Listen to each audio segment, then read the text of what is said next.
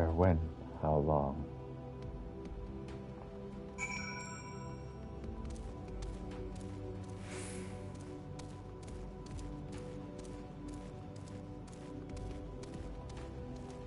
The Dreamers is the Final Fantasy X idea.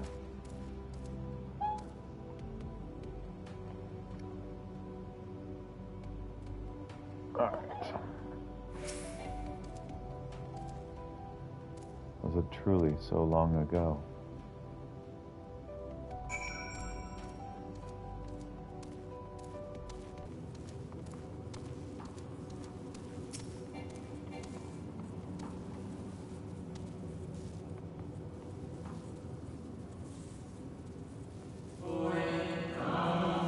We were the stars' beating heart, its life. Every soul a drop of blood flowing through its veins. To learn, to live, to create, to make better. The star flourished, as did we. Do you remember?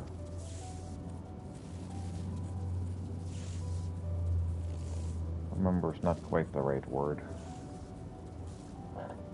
As the whispers die, the final spirit fades. No shadow of times long lost remain around the drowning brand.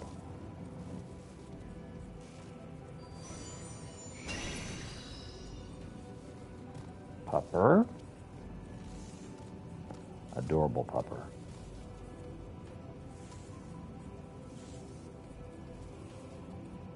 Absolutely adorable pupper.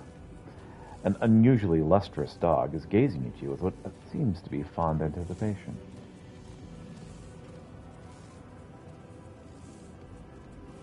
It appears to be waiting for you to follow it.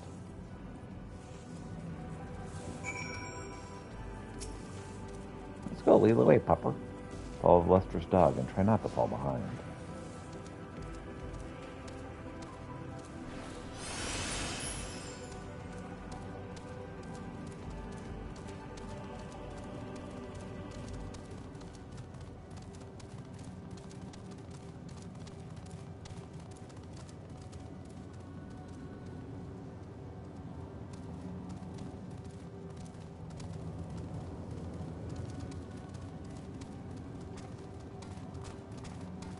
Discover a new location.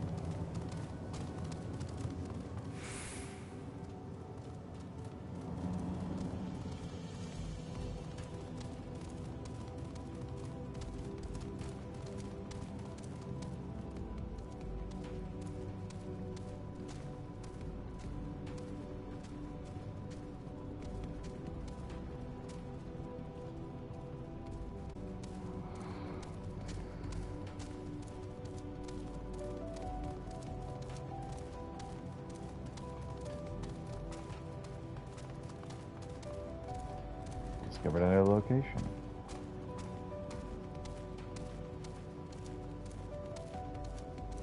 Here we are on the moon.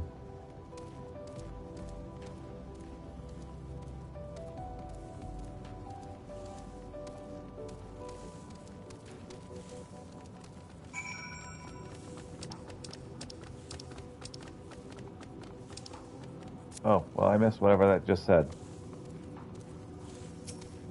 Our temperamental spirit. We in the star were fulfilled, wanted for naught, mourned for naught. So why? Why did it all have to end?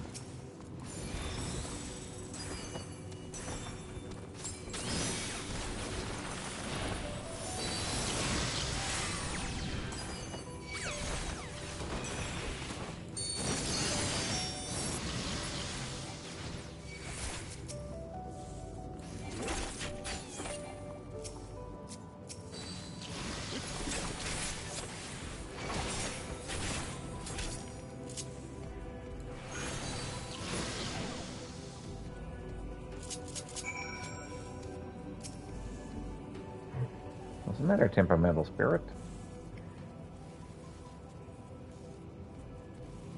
The final days taught us to fear a death forced upon us, the injustice of duties and dreams left unfulfilled, the grief of unexpected parties.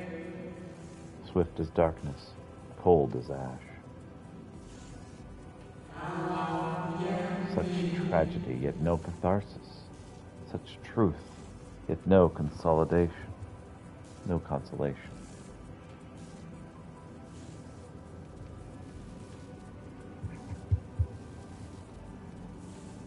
As the whispers die, the spirit fades. All is silent and still around the numbing brand.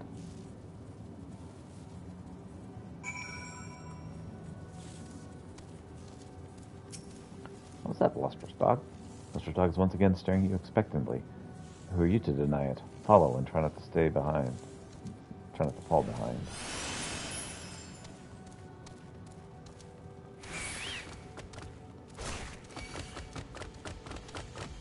Sorry, I can't fight you right now.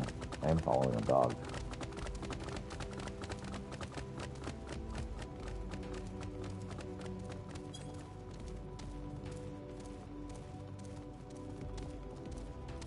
Busy lunarians, you'll have to come back later.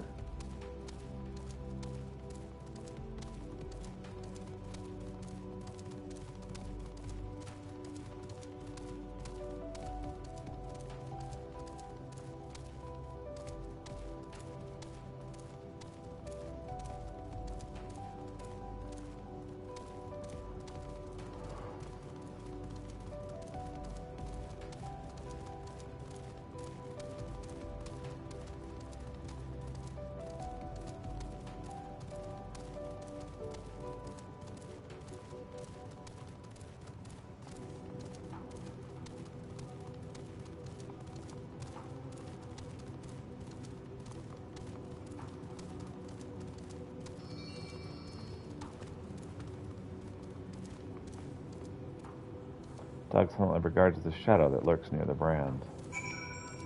Probably another thing that was said earlier that I just missed.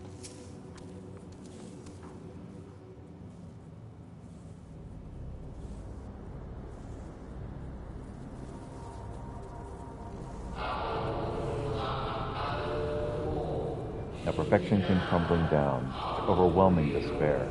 In that moment we knew the end was nigh.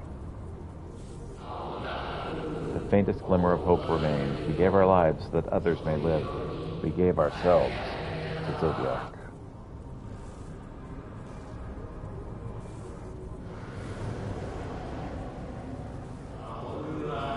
Zodiac, our Lord and Savior.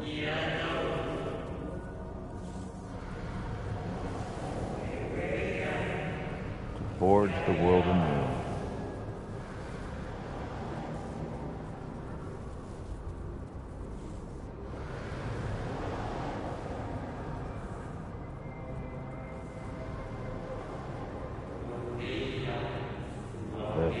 To love again.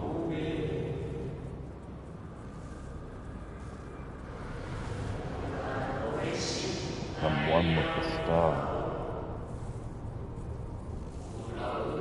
Fill earth and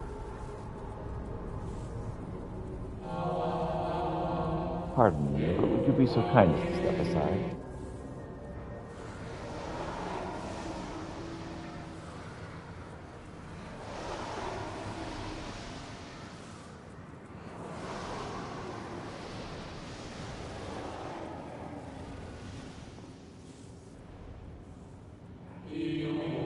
Ah, that unmistakable color, the soul of Azum.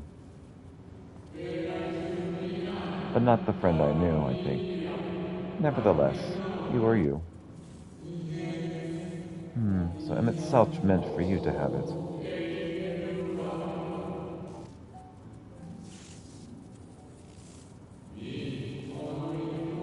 You seem surprised. Why might that be?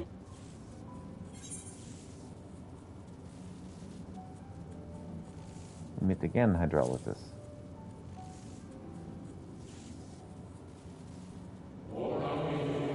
Again? I do not believe I have yet had the pleasure.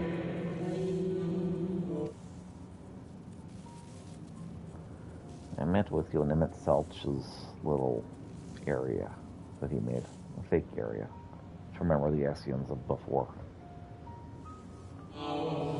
Emmett Selch created a shade of my likeness. Not only me, but all of Amora. Very like him.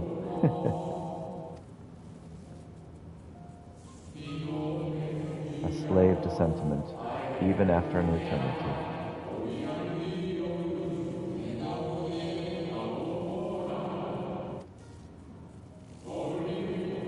As you may have guessed, I am different from the shade you met before. No mere approximation, but the original. The soul, sacrificed the zodiac.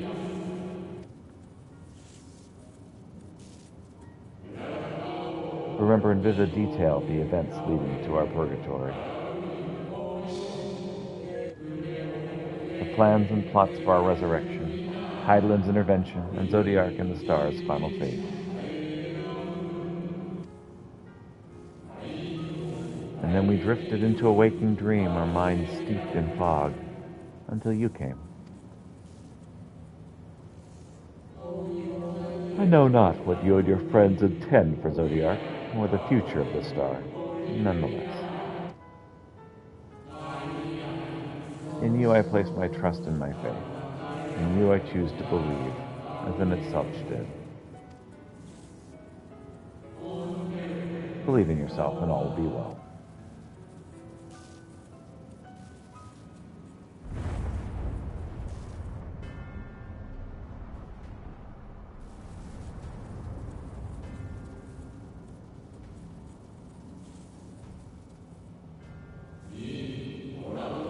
More new arrivals. Though, Daniel, that color I know. And another do not. An unfamiliar but fearsome being.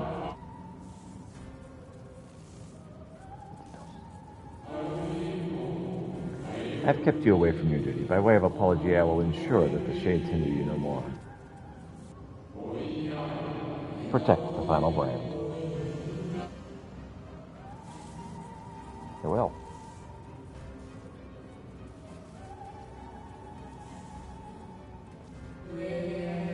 Fare you well, my new old friend.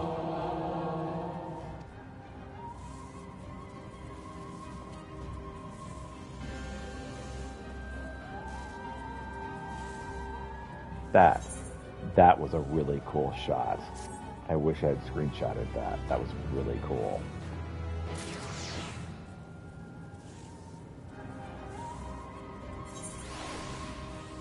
Dang, that was a cool shot.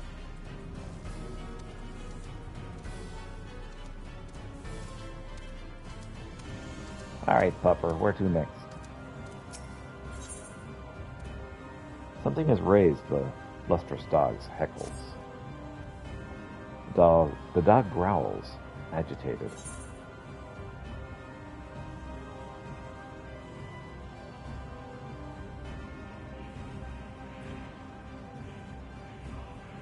Cry havoc and let's slip the dog aboard. That's you, by the way. Dog nudges you with its nose. You get the feeling it wants you to hop on. Ride the dog. With a powerful leap, the dog takes flight.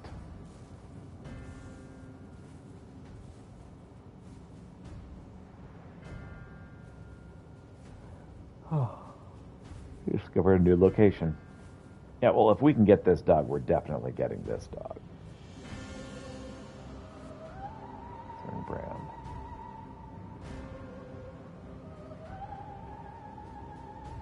And unfortunately, we weren't in a place where it would be very smart for us to get that fate that we saw, even though it was very good fate.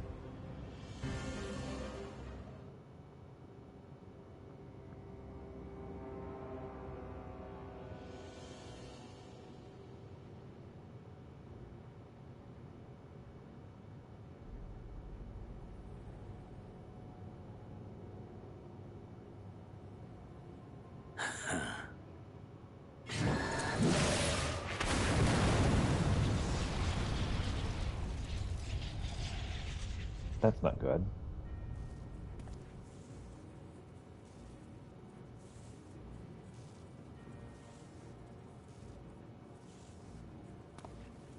In the nick of time to savor the crowning triumph. Unbound and free at last. Arise, Zodiac!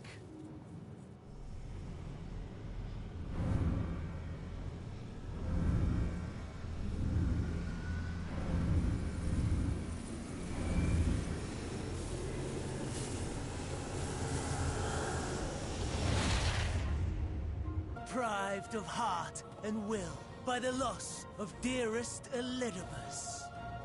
A creature of pure instinct, wanting for guidance.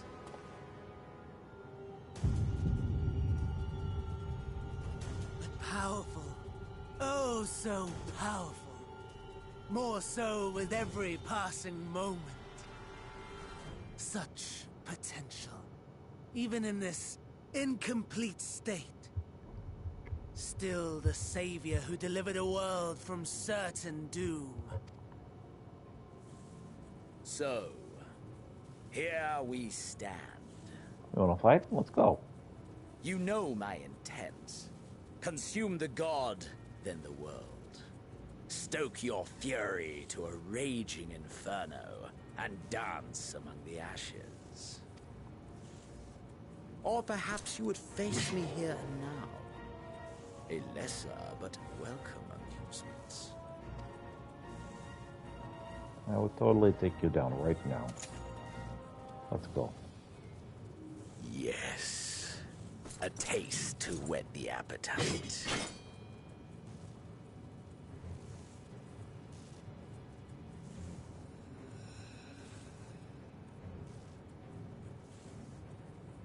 Sorry to spoil the moment, but might I ask that you postpone the slaughter until I've said my piece? I promise I will be brief.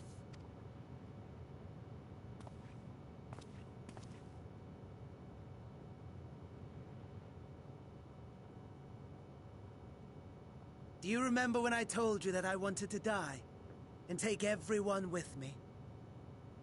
I meant it.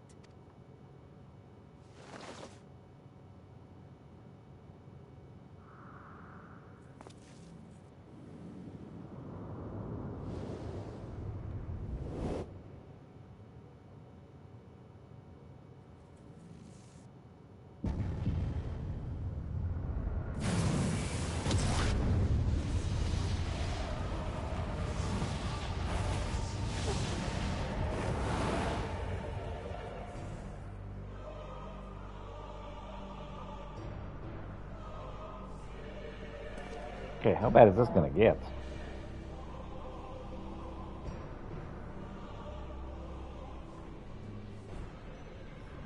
We are the Savior. The Guardian, the Keeper of Natural Law.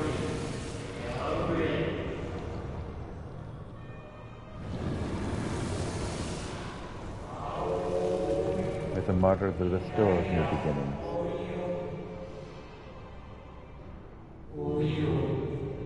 We are.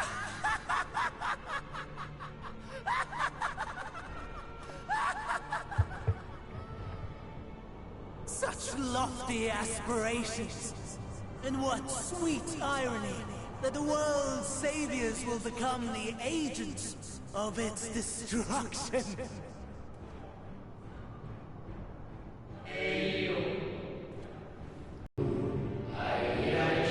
Return and be made whole.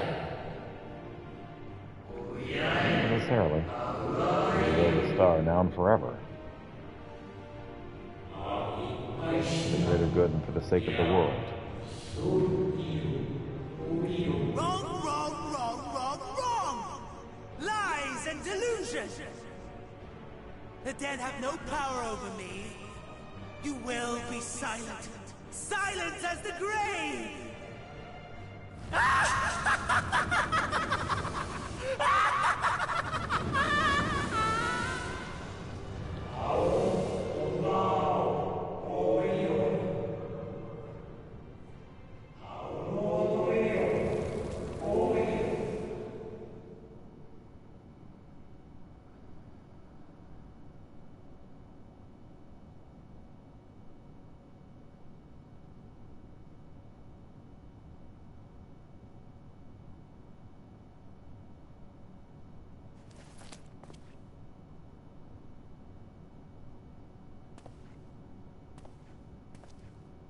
Believe and walk in faith. Let the light of your soul shine for all to see. Not quite the outcome you'd imagined, but a fitting one nonetheless. Familiar stranger, who is this? Don't you think so, Hades?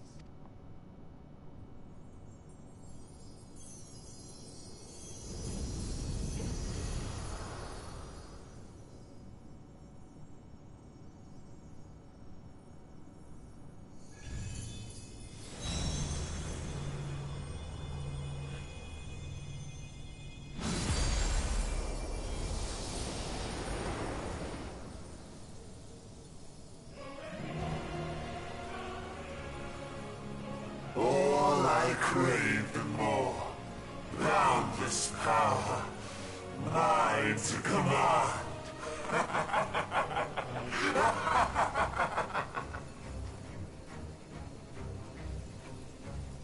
I had intended to pit my fractured divinity against Xenos. But a more tempting option presents itself. The greatest obstacle to my ambition. You will trouble me no longer.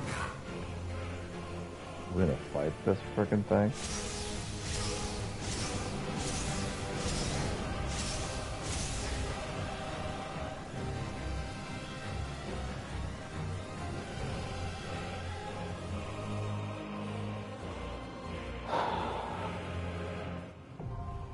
The darkness inside is now accessible. I will sign up for this and we'll use the restroom while we wait.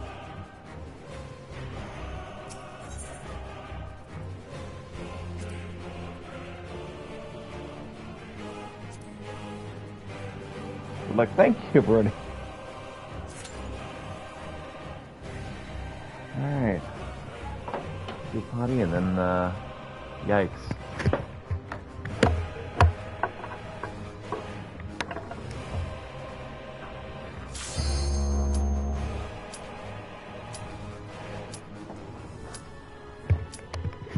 Just kidding, we're just gonna go right now.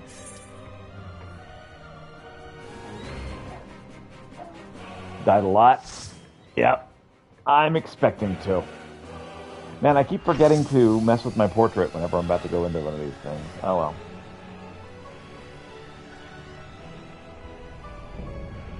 Eternal Darkness, Zodiark.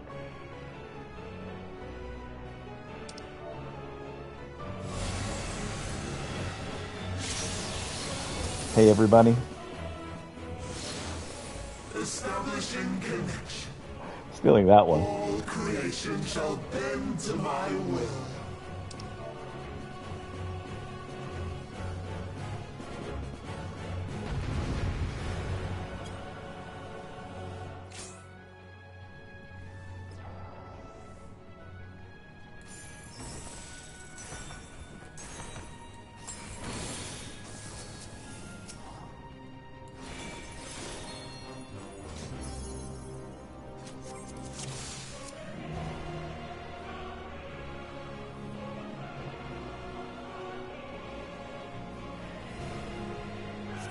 The end has come, and it will be beautiful.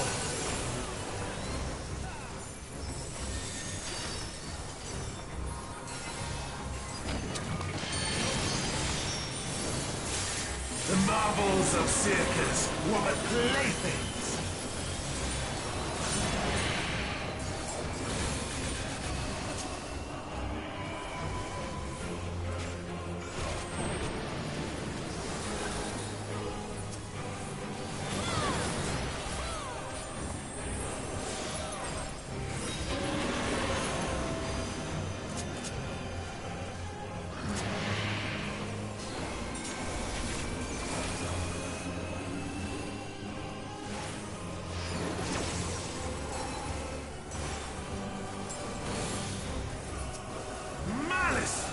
Become flesh!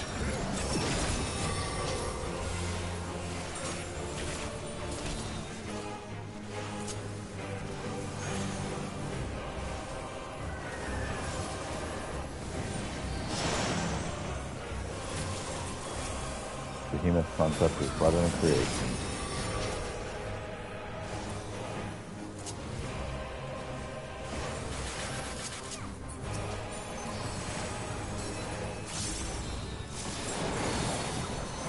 Python concept is brought into creation.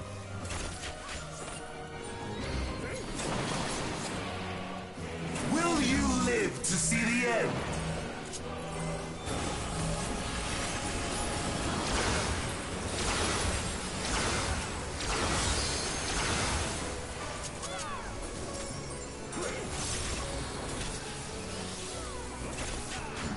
Healers are doing an absolutely bang-up job keeping us from dead right now.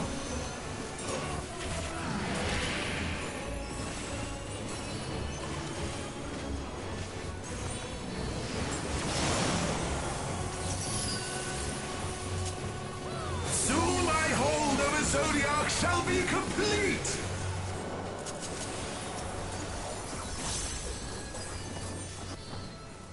Mine! All mine!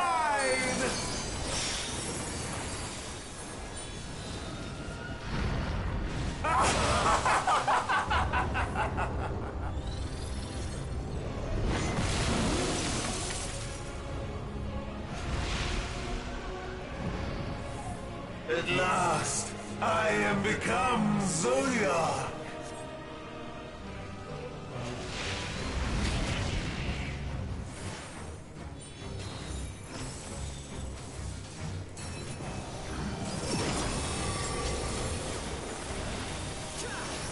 The natural order overturned!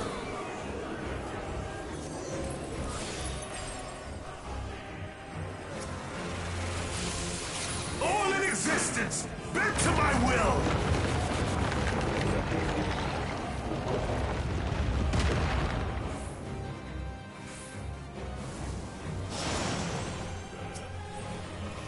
My life's work! My masterpiece!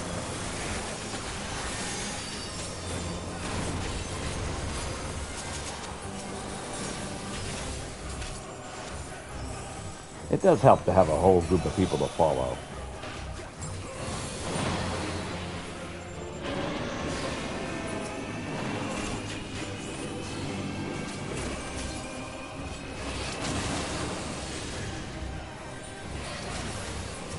How I've waited for this day!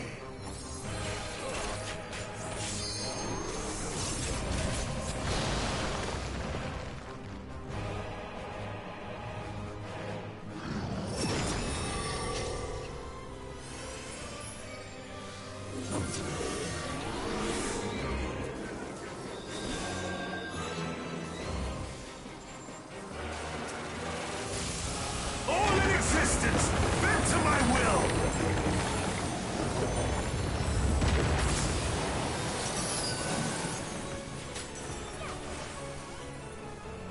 The great cataclysm, faithfully recreated! From broken skies fall tears of flame! All shall burn!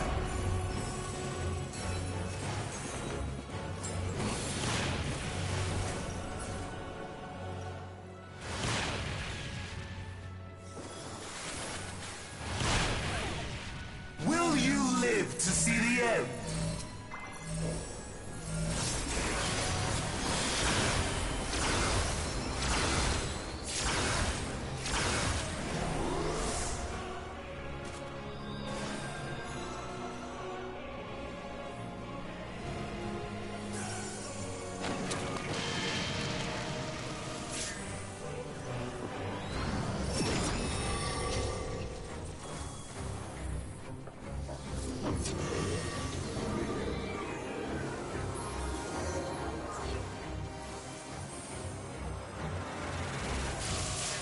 All in existence, bent to my will!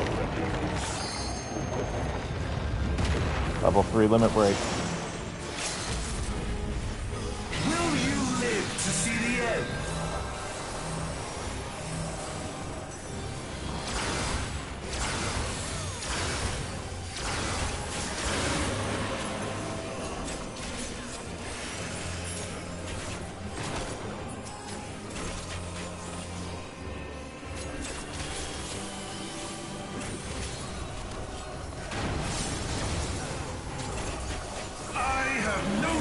for restraint.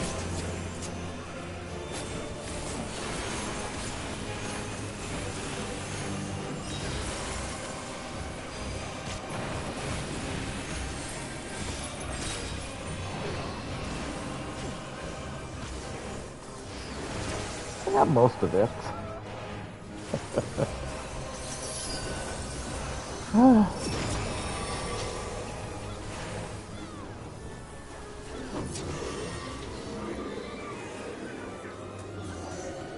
Got the spin, yep, with that corner. All in existence, bend to my will.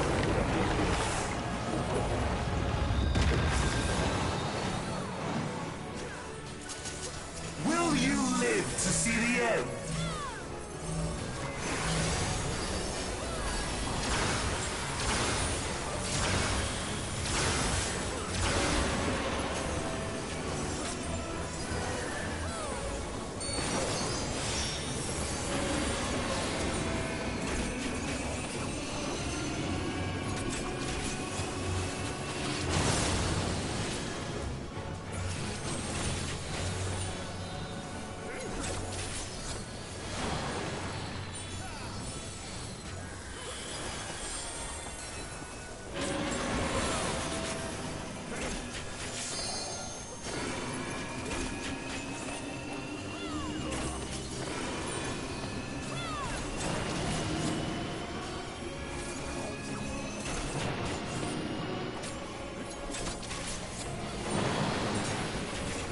Will you live to see the end?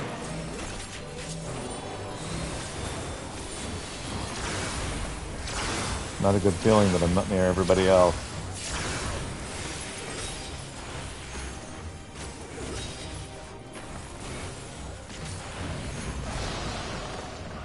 Ah!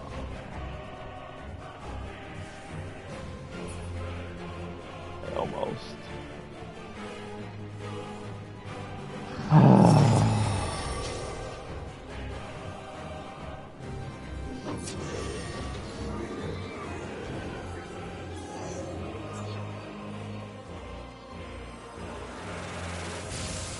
All in existence, bend to my will.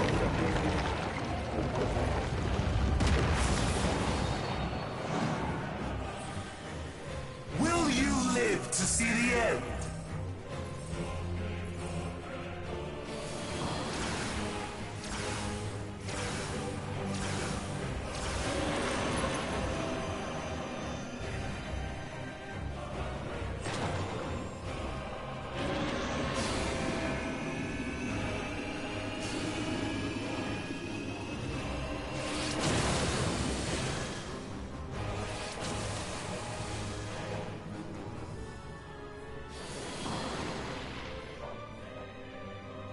And there it is.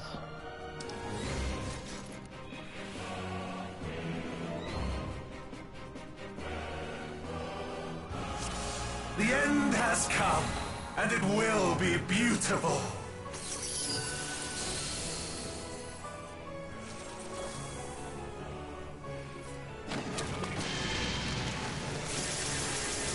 The marvels of circus were but playthings.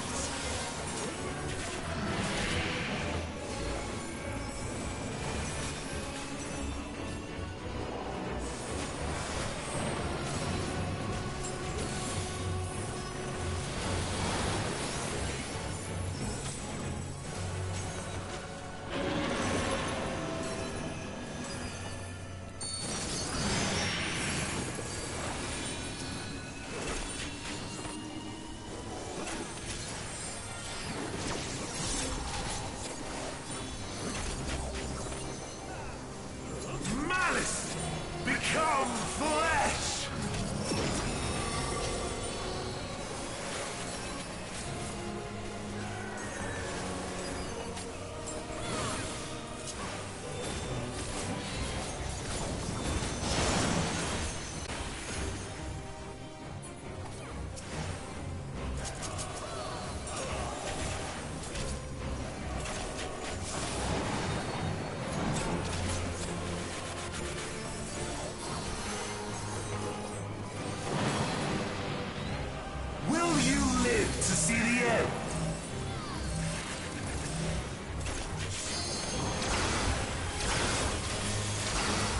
Computer fell asleep. We're just gonna leave it asleep for now.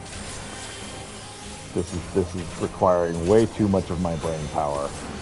Trying to fight this. How do you even what?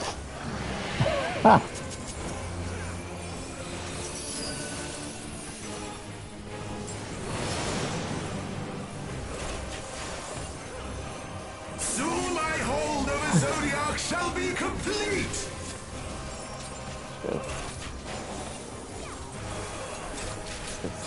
Total insanity. Mine! All mine!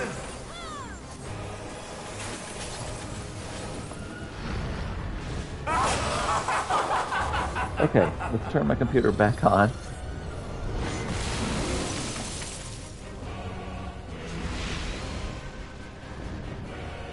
At last, I am become Zodiac! Now the real fight begins.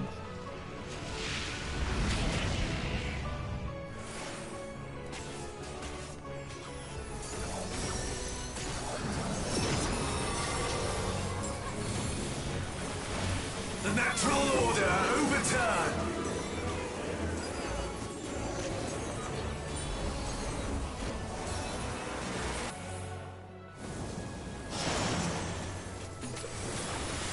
My life's work!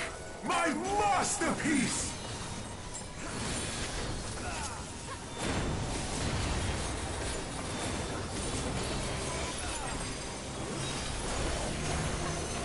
You know, in retrospect, Spencer was not the best job for this particular fight.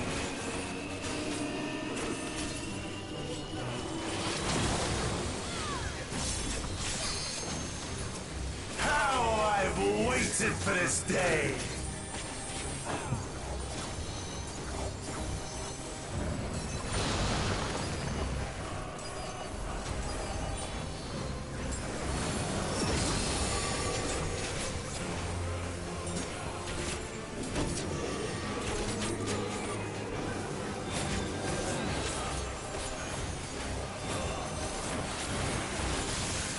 All in existence, bent to my will!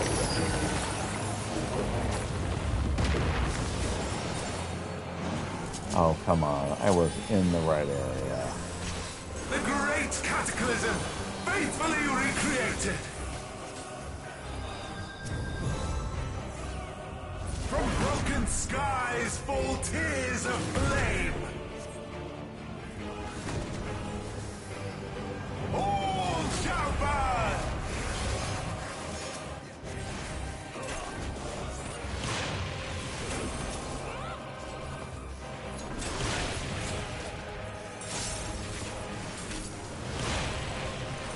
Will you live to see the end?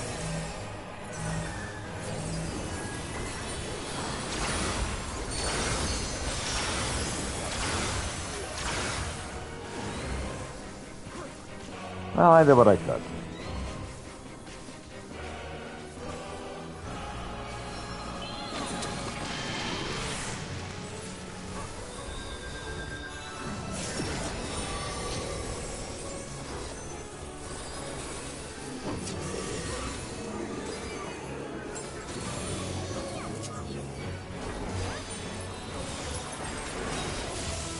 All in existence, bent to my will!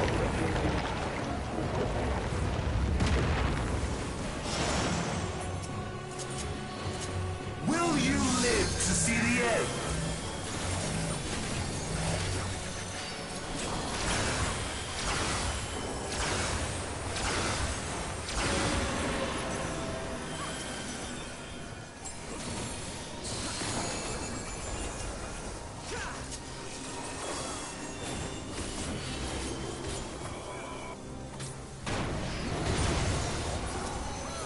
I have no need for restraint.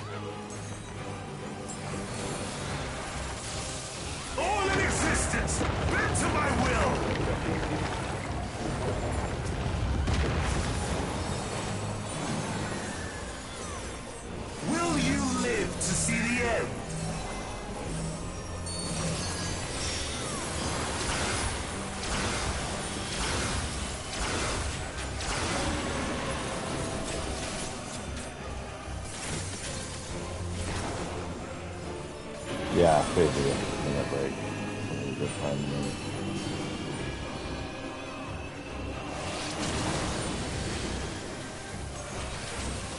And down I go.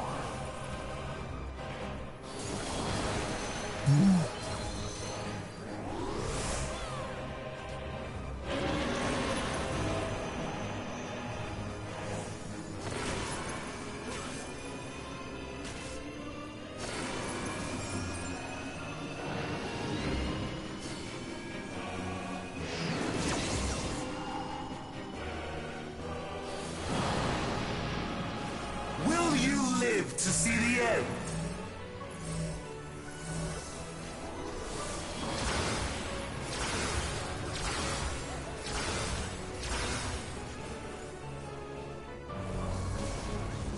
Just about time for that limit break 3. Limit break 3, right now. Right now.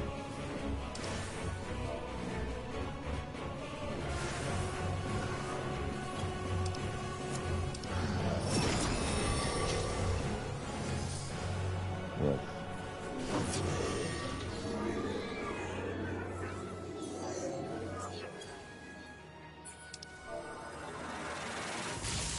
All in existence, bent to my will! Limit break 3. Go get him. Will you live to see the end?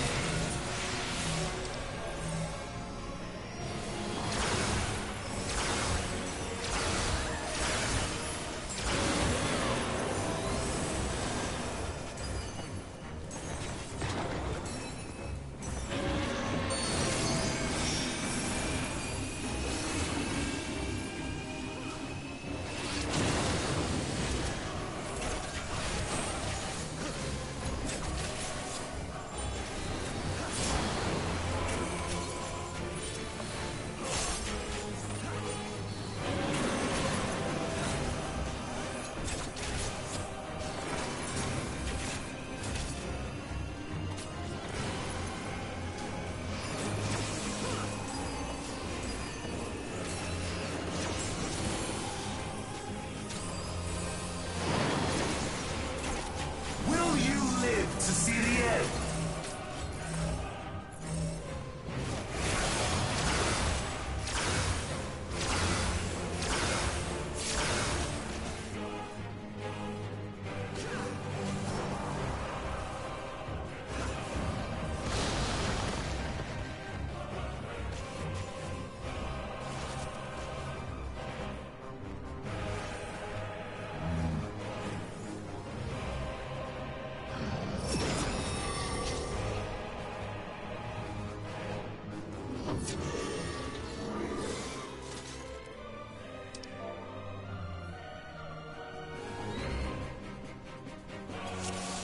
The end has come, and it will be beautiful.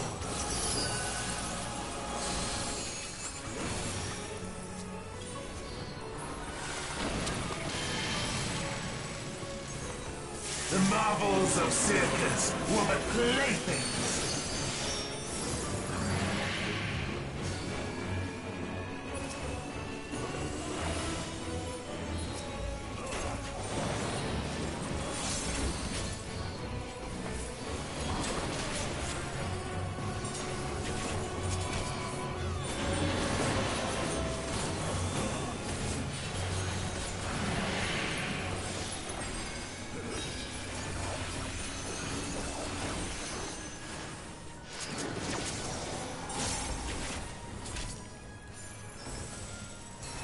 Malice, become flesh!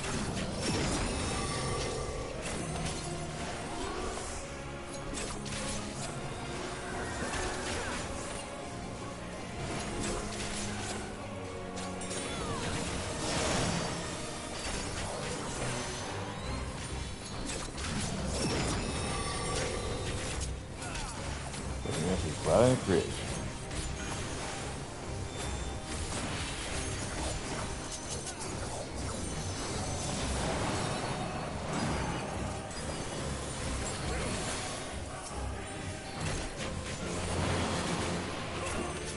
Will you live to see the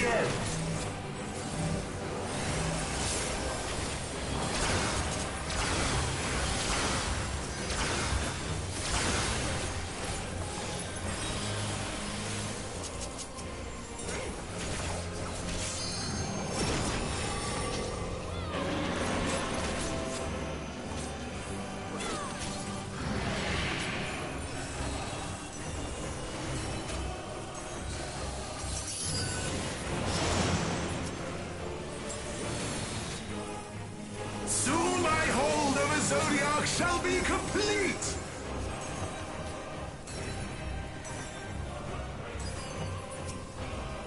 Mine! All mine!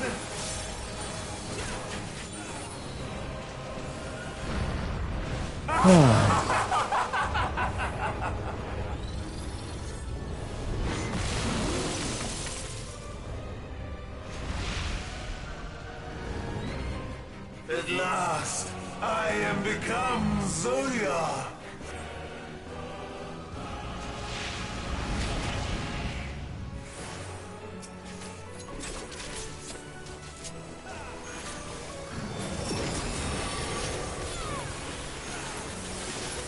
The natural order overturned.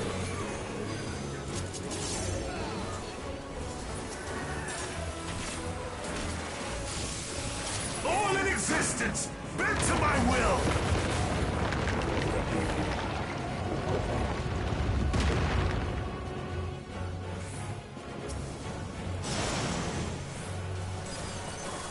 My life's work, my masterpiece.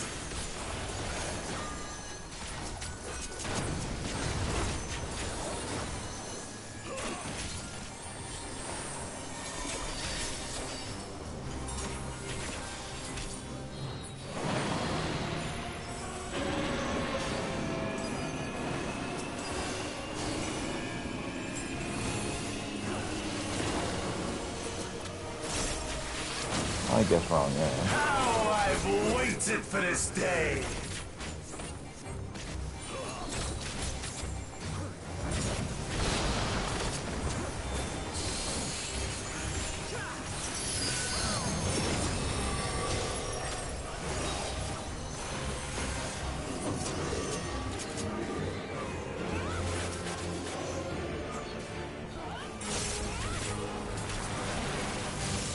All in existence, bent to my will.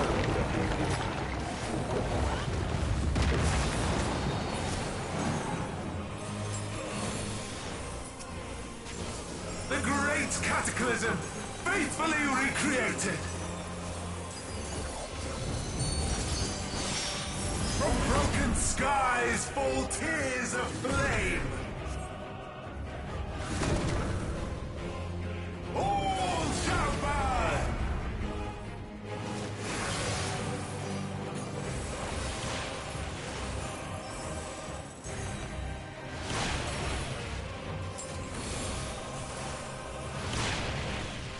Will you live to see the end?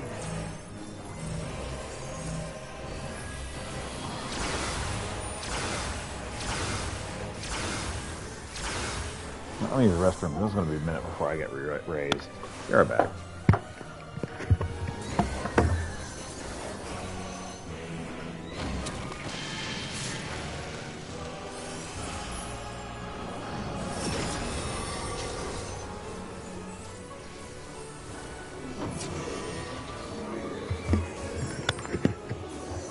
Actually, no, they're about to raise me. Just kidding. All in existence, bent to my will.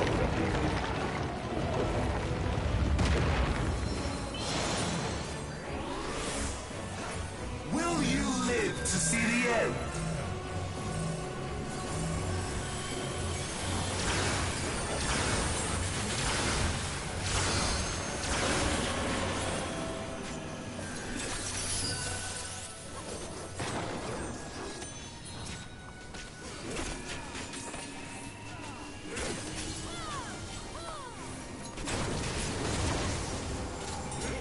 I have no need for restraint.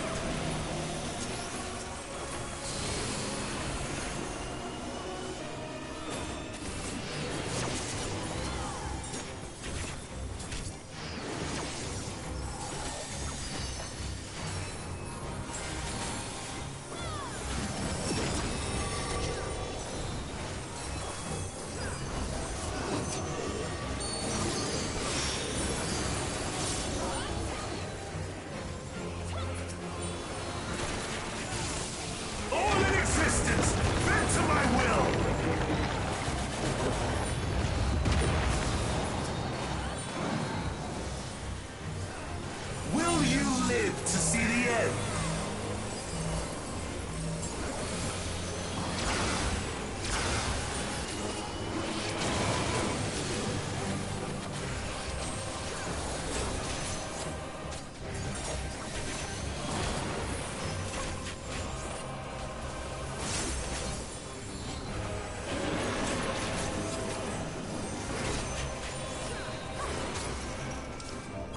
Good game.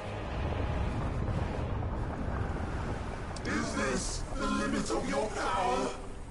Is this how it ends?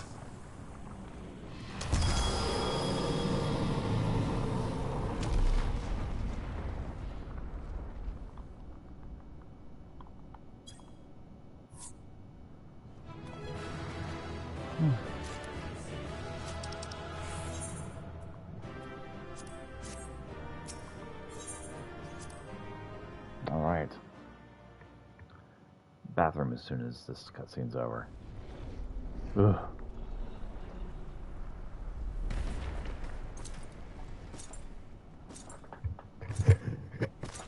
And again, we won. And it's what, level 73? It's just two main baddies they've set up for this. And we won already, level 73. Well done, my preparations are complete and ready to seal Zodiac once more. Withdraw now from this place. The teleporter will deliver you to safety.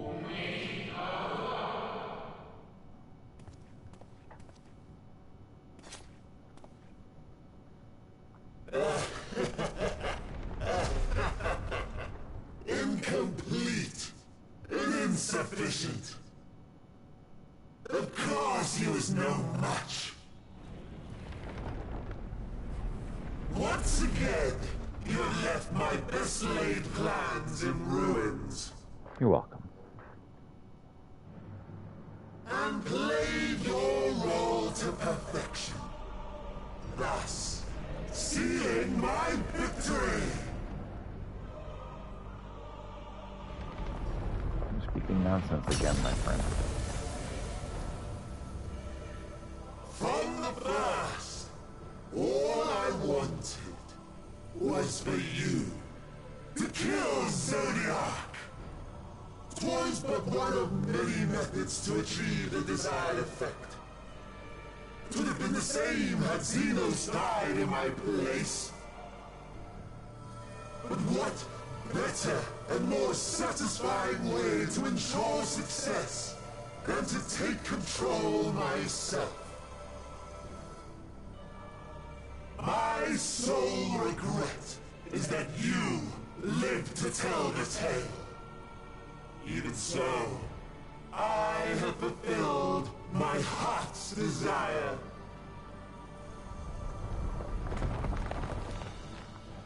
Let your murder mark the beginning of the end. The coming of the final days!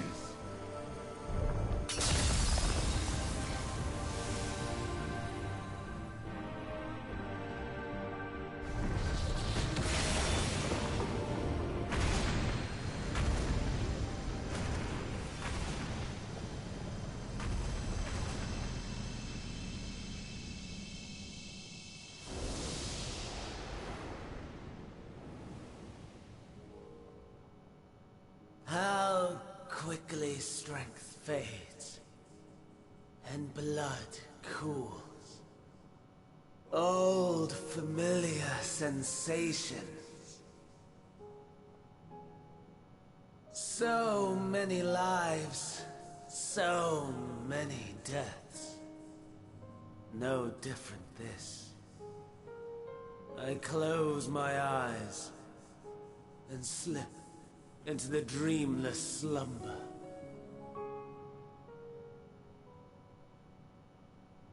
A tired song and dance. Routine. Always I wake. But not this time.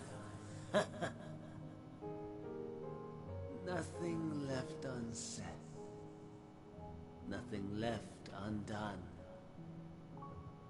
Inherit my hell.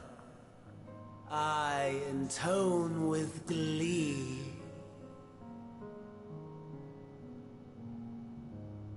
The man I was would weep for what I have become. The all-consuming contempt.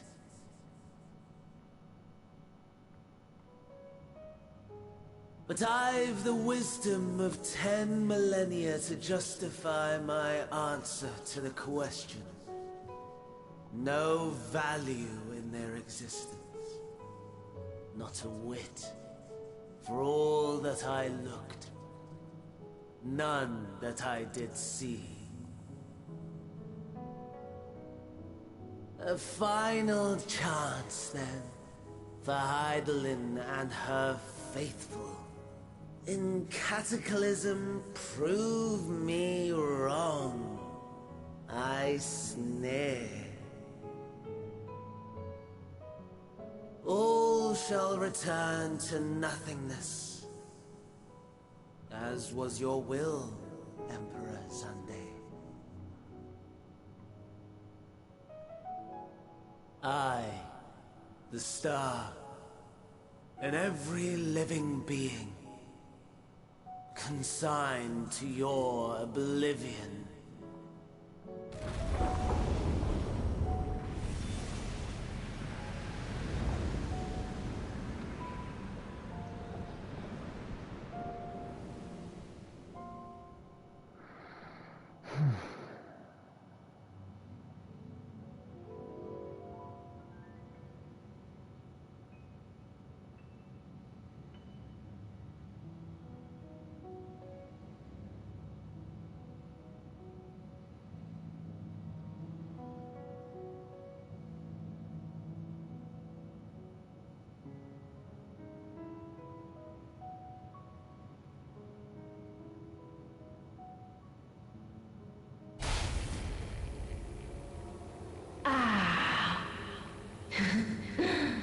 At last.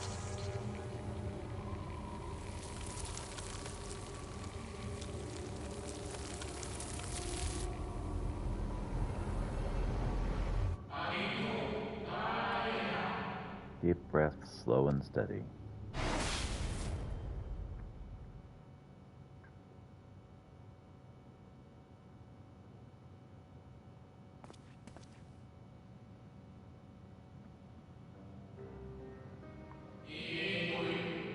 You saw it too, yes? The blue star below thrown into turmoil?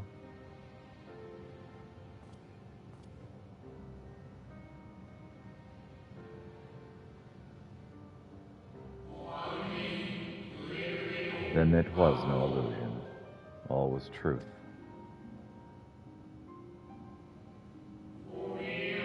With the death of Zodiac, the laws of nature over which he presided have begun to unravel. The final days are upon us. All right. I'm gonna potty and I'll be right back.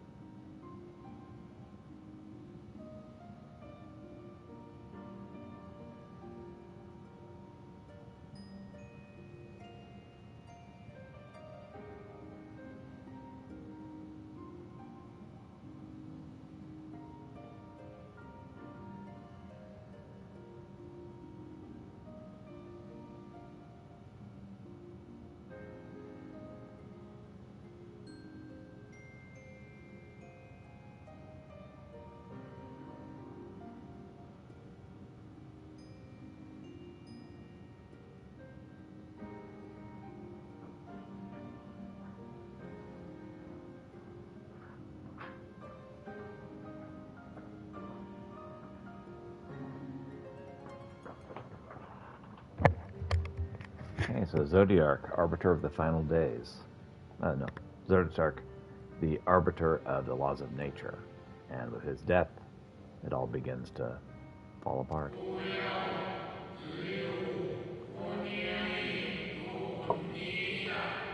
What you witnessed was an omen granted by the Echo, a vision of the horrors to come.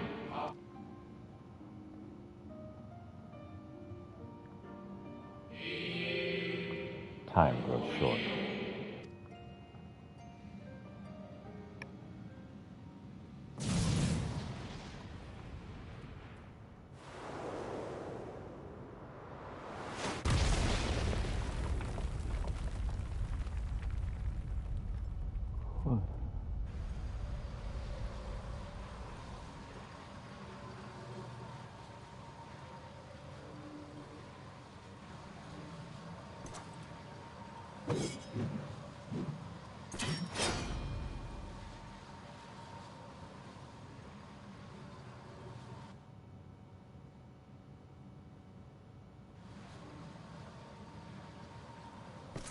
No. I'll find no fulfillment in a contest with you this day.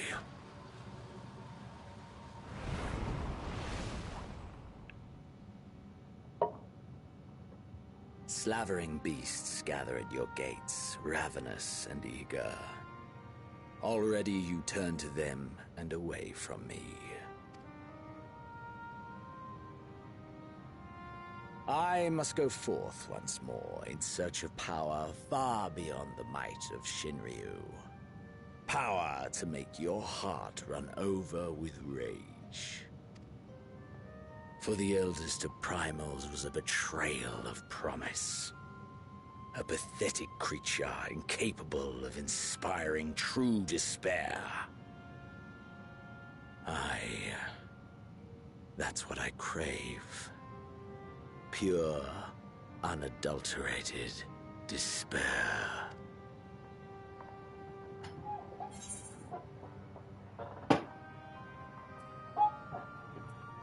Hope will obey.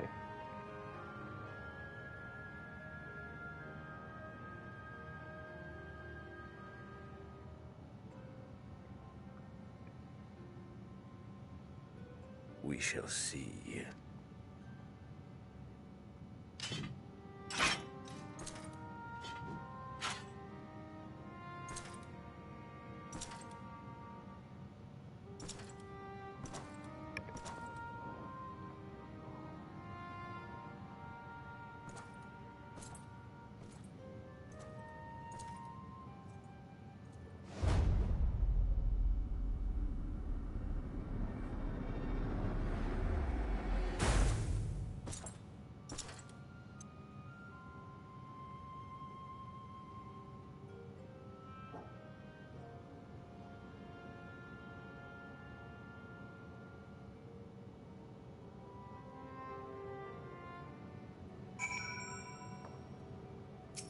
What's up, Watcher? I sense his presence on the moon no longer. If you need not follow, then I beg you stay and listen to what I would have to tell you. Of Zodiark and the end of things.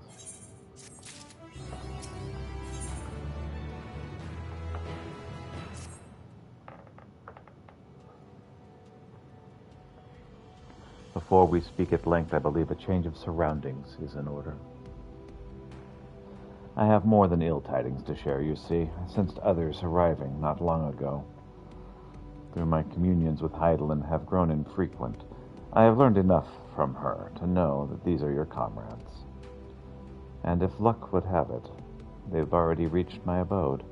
Come, let us join them.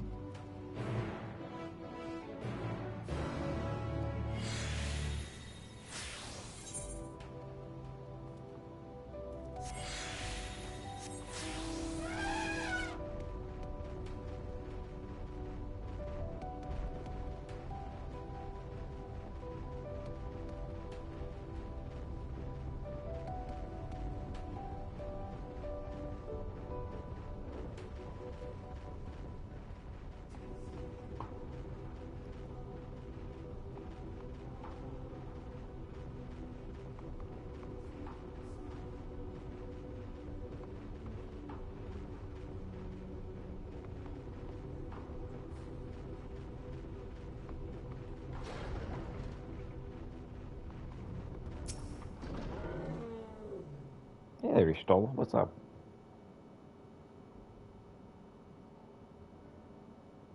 Hi. Oh, thank goodness you're unharmed. We did what we could to subdue the Temple before making our way here. Not without casualties, unfortunately. Some few detonated explosives, killing themselves and others. The contingent's healers had their hands full tending to the injured and enthralled when we took our leave. Lest you wonder, Mistress Kryl hath been delivered unto their care. Serving as a conduit for Hydaelyn's power hath taken its toll, but she will recover in due course. As for Alfredo and Alice say, they insisted on remaining in Garlemald while we three rushed to your aid. It appears, however, that matters here have already come to a conclusion. Oh?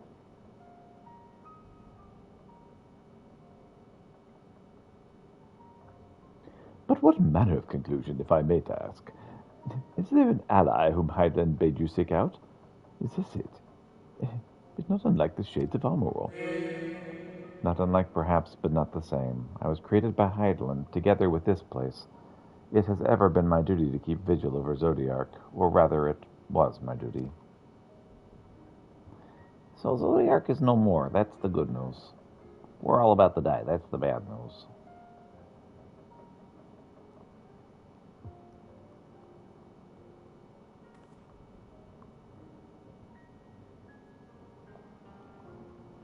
Then Zodiark is no more. That's what I just said, yeah. Not without consequence, I'm afraid. For now, the delicate weave of the star, preserved by his presence, will begin to unravel. If you mean to avert the final days, you shall have need of... Are you all right? My attempts to forestall Zodiac's relief have all but exhausted my strength. If you might allow me to rest a short while, I will share with you what I can. Oh, please do. You need not exert yourself on our account. The crystals contain records of your time here, yes? Maybe peruse them while we wait. By all means, if you'd review them chronologically, might I suggest beginning those with the upper floor? All right. I shall leave that to you, Pietra. Well, I see what can be gleaned from the crystals on these lower levels. All right.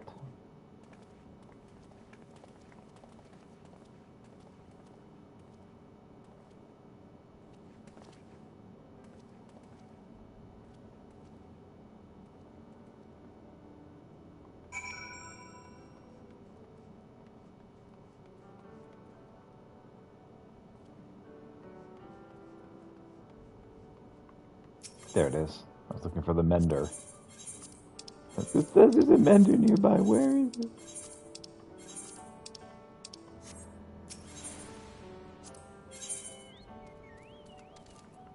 Level 84, huh?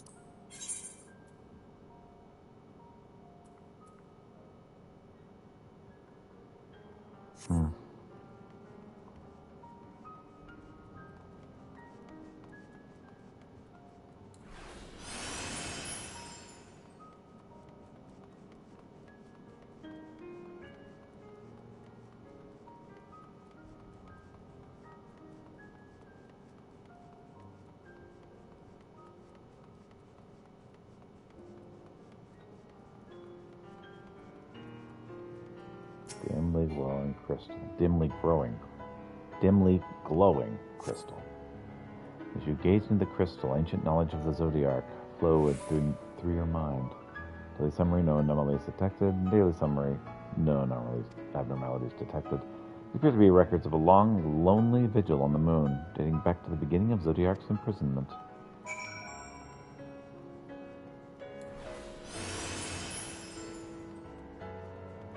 Not just lonely, but tedious.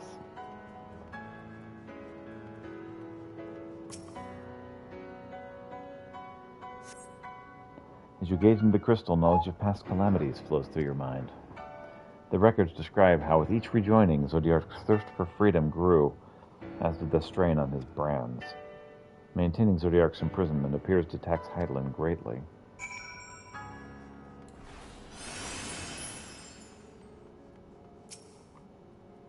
Warmly glowing crystal. As you gaze in the crystal, knowledge of past rejoinings flows through your mind. The records describe the Watcher's efforts to prepare in the event Zodiac ever broke free from his prison. The records go on to describe maintenance carried out regularly with the Leparatus. It's not clear who or what they are.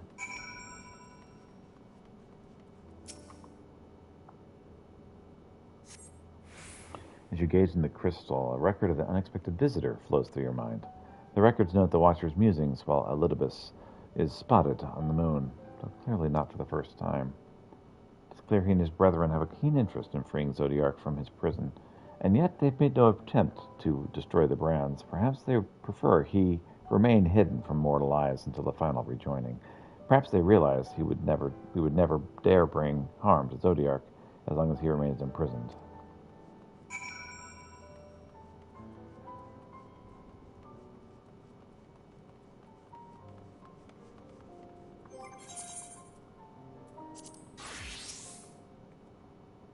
Did you learn anything in Midport?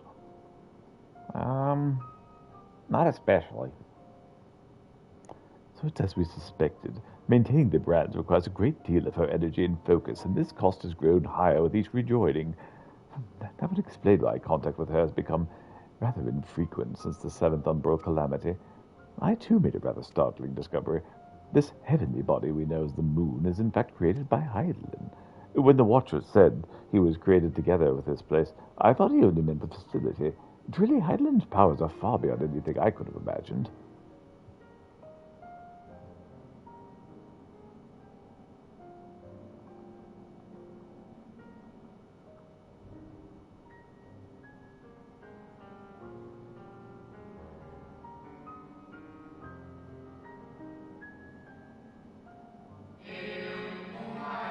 I thank you for affording me this short reprieve. Sure.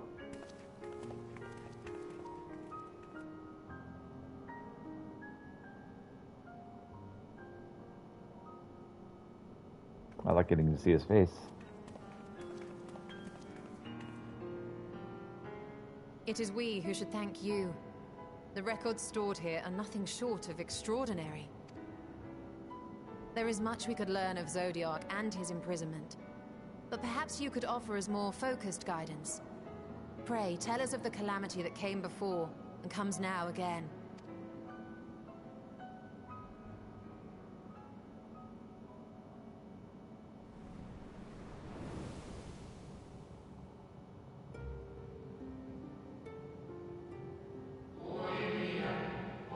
Long ago, before the Great Sundering, there was but a single word. Icarus.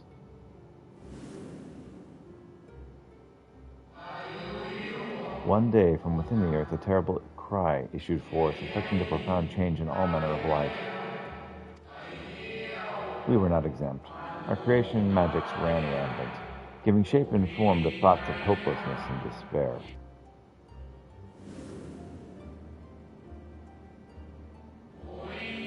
At first, the phenomenon was limited to a single region, but quickly, so very quickly, it spread and engulfed the whole of the star. Were the ancients ever able to deduce its source? They were not. However, the convocation struck upon a method to predict where the next corruption would manifest.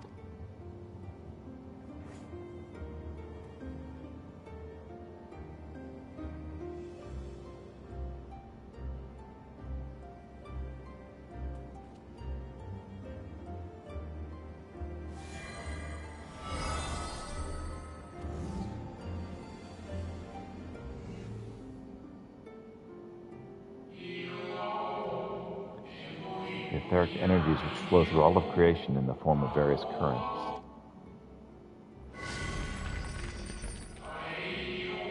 The currents which course through the lands and seas.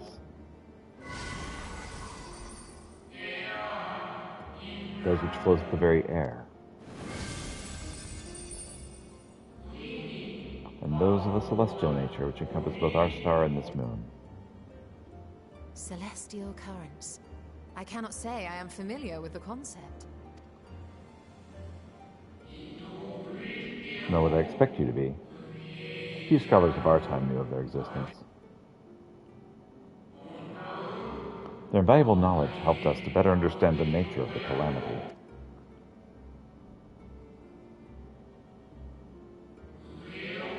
Like the terrestrial ones of earth and air, the celestial currents form a vast network, but the ethereal distribution is not consistent. The convocation soon realized that the inciting incidents occurred in regions where the flow was weakest. The correlation without clear cause ultimately. Nevertheless, on closer study, a stagnancy of aether was observed in nearby currents.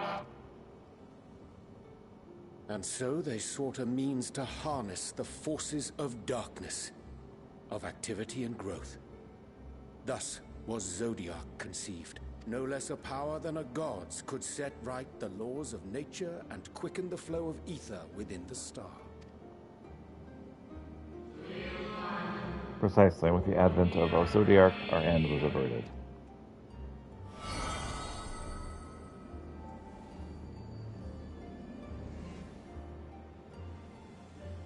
Emmett Selk claimed that those who summoned Hydaelyn did so because they saw Zodiac's power as a threat. Is that true? Indeed, there was a faction opposed to Zodiac's creation, but their aim was never to unmake him. They understood the continued preservation of the natural order was dependent on his very existence. Until we could identify and address the underlying cause of the final days, he would need remain, for his departure would set in motion these apocalyptic forces once more.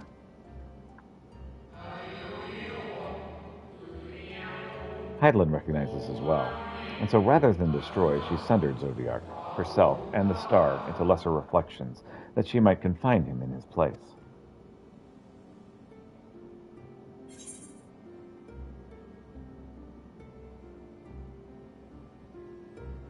Could have sworn she beseeched me to banish the darkness.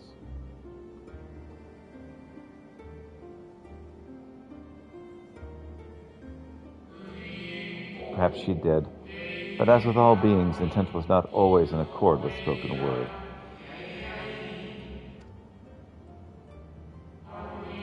Hydaelyn and Zodiac are both constructs of man, approximations of perfection limited by our own imperfections.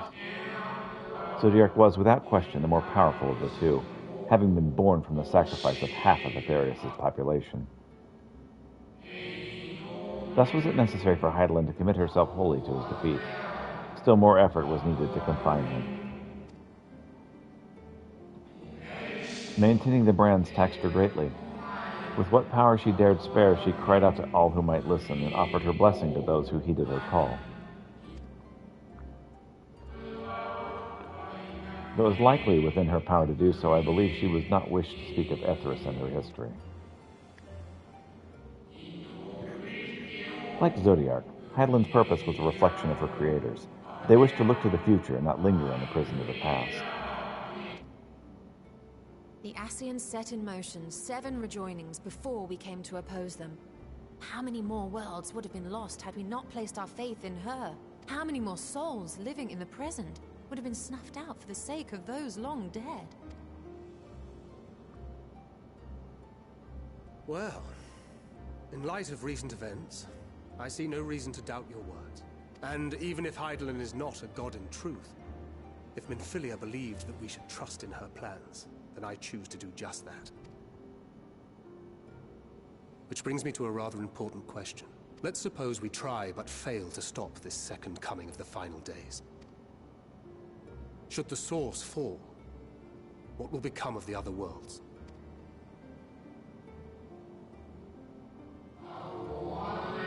The nomenclature is more fitting than you know. Bring ruin to the source, and its reflections will share its fate.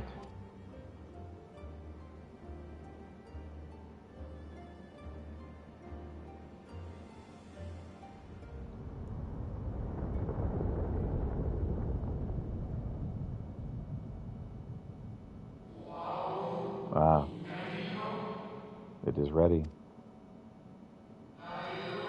This way, if you'd be so kind.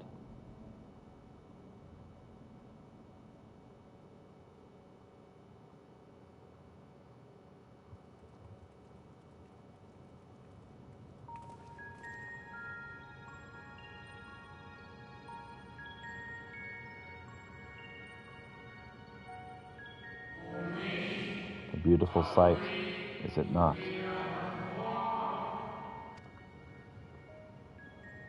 Yes, but what is it? Heidelin knew better than that any of her power was not absolute. Indeed, she ever struggled to hold Zodiac and its faithful at bay.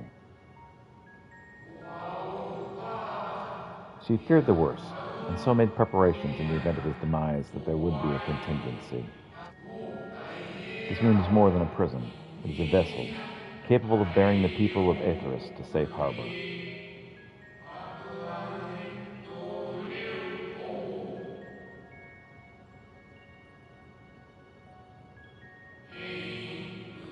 You need not go so far as to find its pilots. In fact, I should be happy to take you to them and fulfill my final duty as watcher in the dark.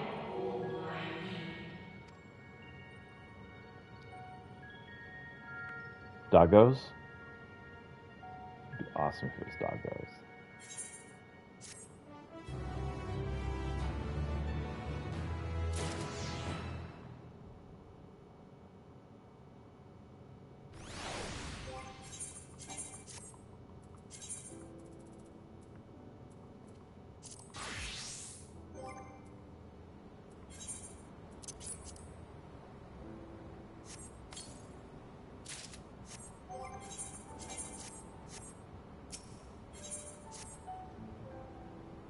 The time has come for you to be on your way. The crater at the heart of Mare Levitorum, where Zodiac was imprisoned, is not so easily traversed, however. Let us call upon Argos, the familiar with whom you met earlier. He should have no trouble bearing you across. Familiar? However, as Heidelin created me as a jailer, so too did she create Argos as the guard. It is his nature to appear when needed, and yet he's nowhere to be found. Strange. Perhaps the imbalancing of aether has affected him. Let us make for the crushing brand and attempt to call upon him there. You need but recall the path you walked with Argos before, and you'll find your way. If he labors in service to Heidelin's plan, I see no reason not to do as he suggests. Shall we make for this crushing brand, then? Sure.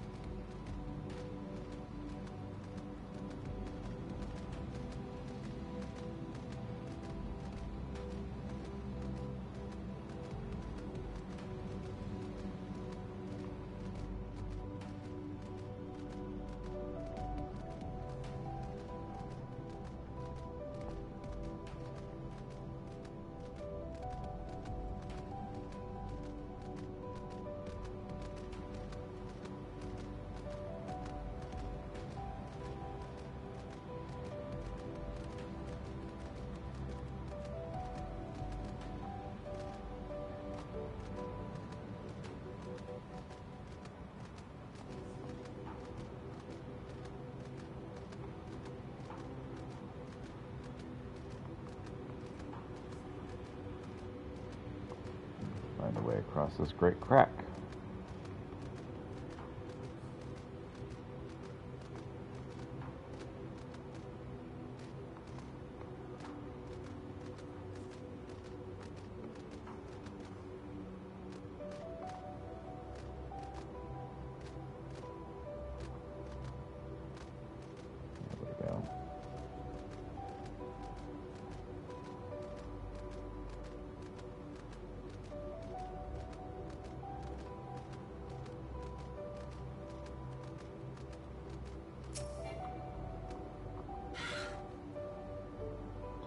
The place we seek is just ahead at the XIV.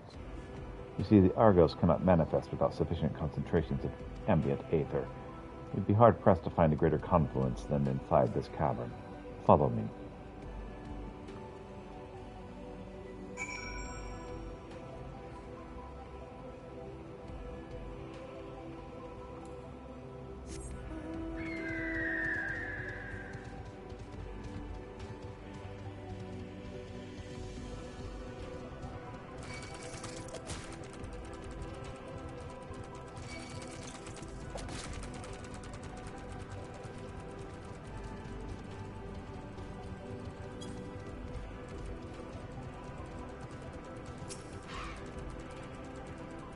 Yes, here will do nicely.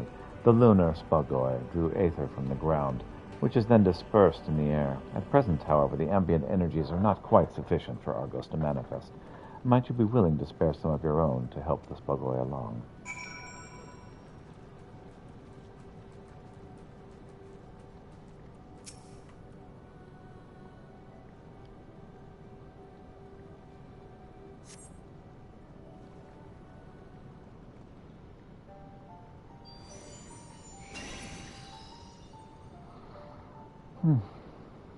Hey, it's a pupper. Argos manifests in a flash. He seems glad to see you again. This fascinating creation of Heidelin's, would you not agree? Should the need arise, he is even able to create reflections of himself on a whim. Though I assure you it was no reflection which accompanied you earlier in the brand. No, Argos is quite eager to be at your side then, as he is now, it seems. I cannot recall when last he showed such an affinity for anyone. Indeed, I thought him more likely to shy away from you and your companions. Perhaps it was more than a sense of duty which compelled him to aid you before. Shiny pepper. As for your companions...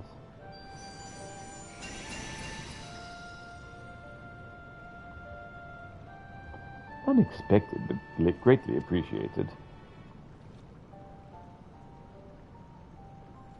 I believe we're all ready. Then let us return outside, that you may cross the chasm.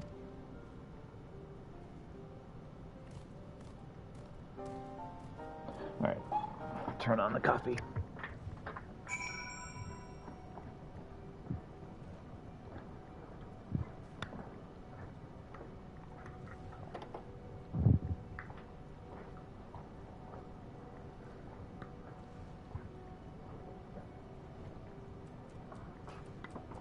All right.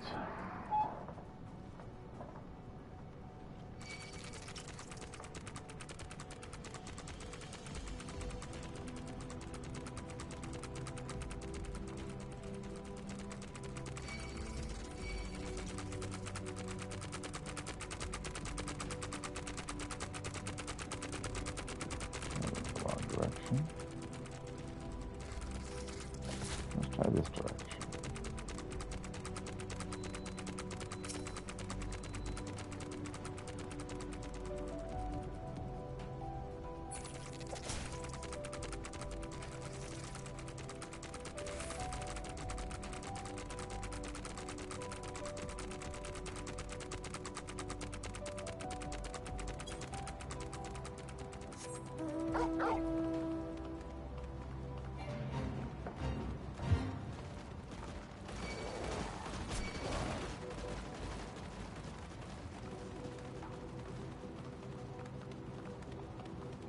Pepper mounts are the bestest.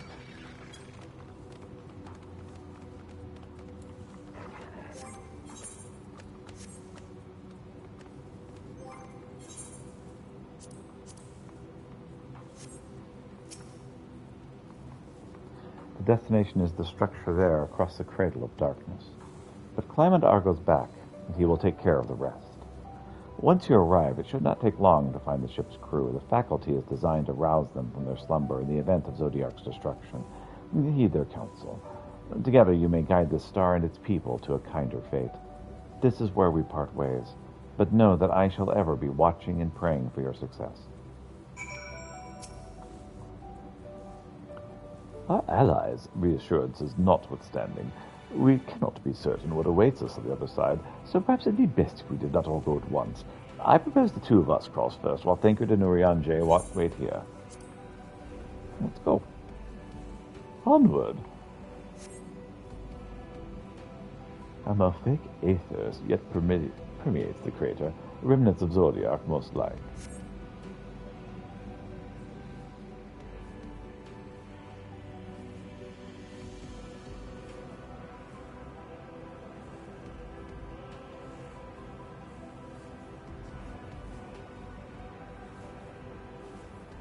Let's go to a new location.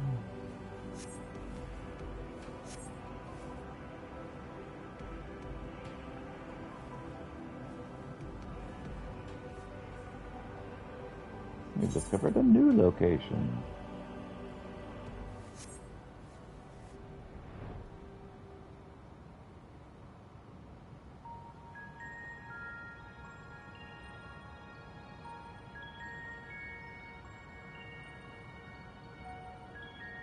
The structure is enormous, though it's hardly surprising given the size of the average Amarylline. Apologies for the wait. Right then, let us head inside and... oh.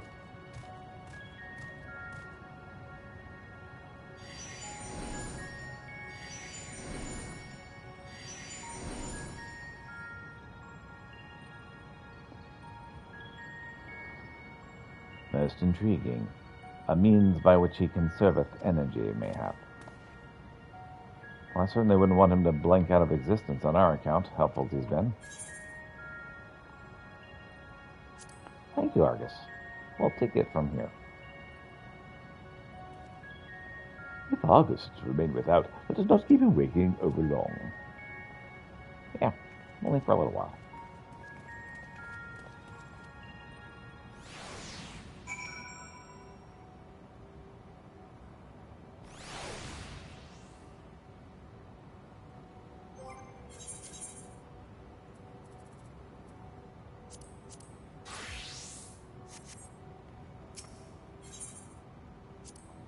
Right back across the chasm? Nah, I'm good.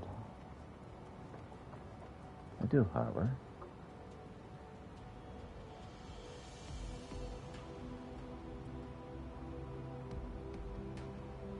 Want to continue on this phase.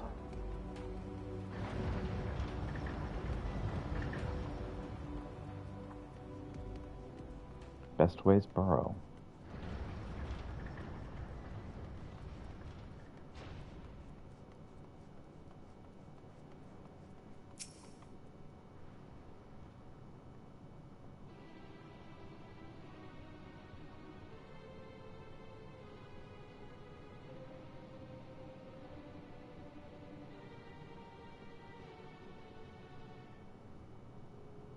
Looks very elegant.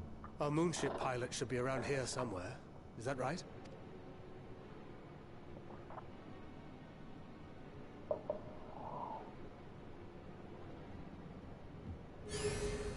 Spaceship Moon. Is it a mammoth? That's not a mammoth.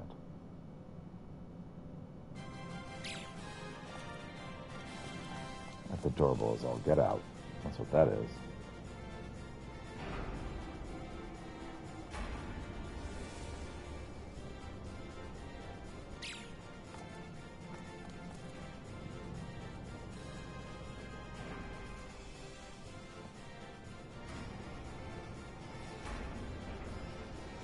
Super cute.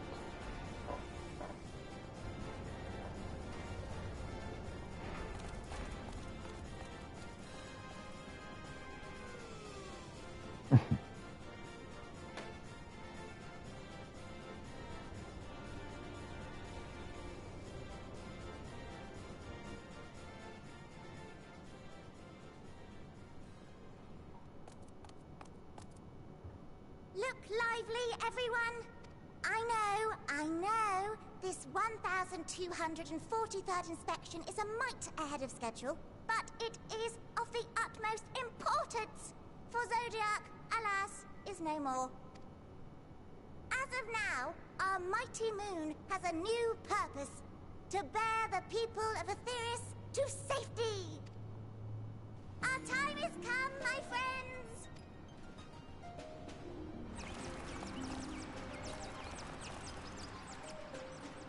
That's cute. We must be swifter than swift. There is much to do before our guests arrive. I expect your workstations to be immaculate. And don't forget to relay our signal to Aetheris. Questions? Yes? No? Maybe so? No? Then hop to it!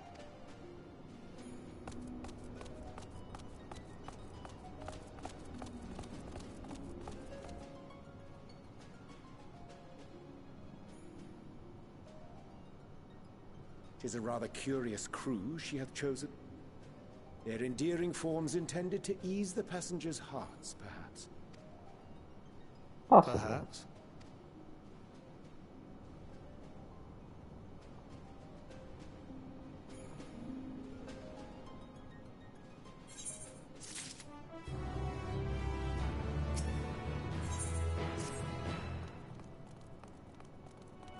They must be the Loporus mentioned in the Watcher's records. Not at all, I expected, but the Watcher did bid us heed their counsel. I assumed the one who gave that rousing speech was their leader, though we might have to ask about in order to track them down. Come on, then. Let us be about it. Looking at the music. Whee!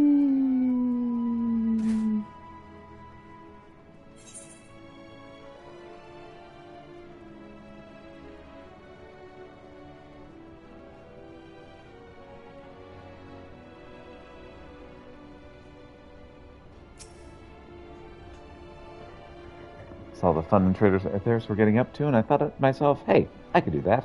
So here I am, eagerly awaiting your patronage in bicolored gemstones. Have access to region gemstone exchange. Trade bicolored gemstones for a variety of rare and exclusive items. Successfully completing local fates will allow for safe delivery of goods in the region, increasing the number of items available for exchange. Mouse flesh. Moose flesh. Still a bit weird, but whatever. Hello, Laparit.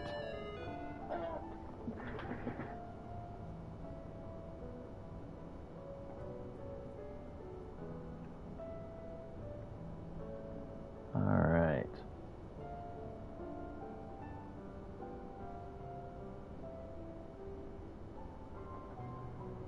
Okay.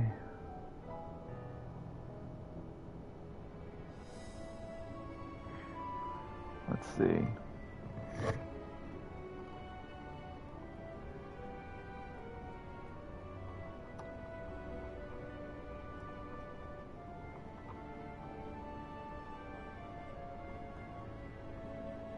Alright, we're gonna try to do a Stitch type voice for this character.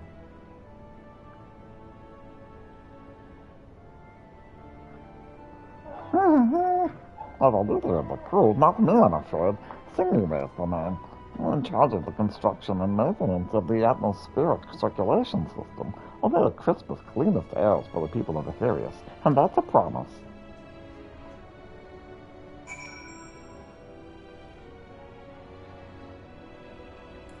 Alright.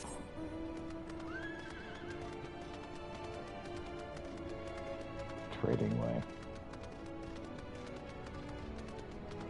Oh, let's attune to this aetherite.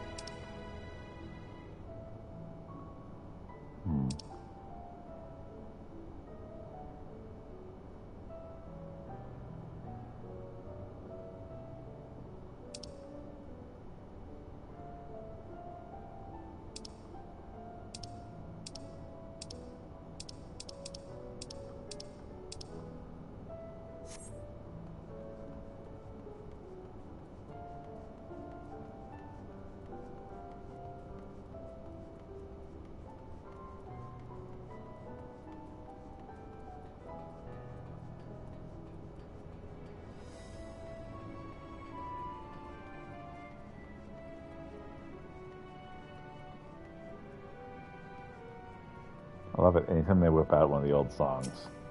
It's good stuff. Blum, blum, blum. Leader? No. Sleeping there. My job is to... Perhaps I'd better ask.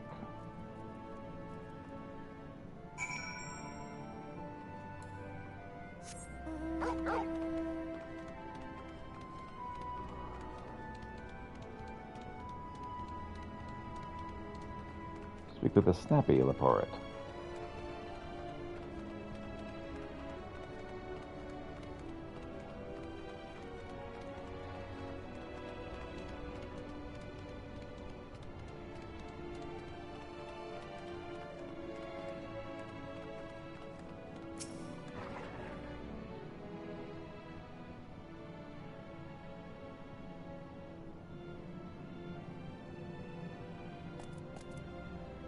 What? How? When did you get here? Who let you in? Why wasn't I told?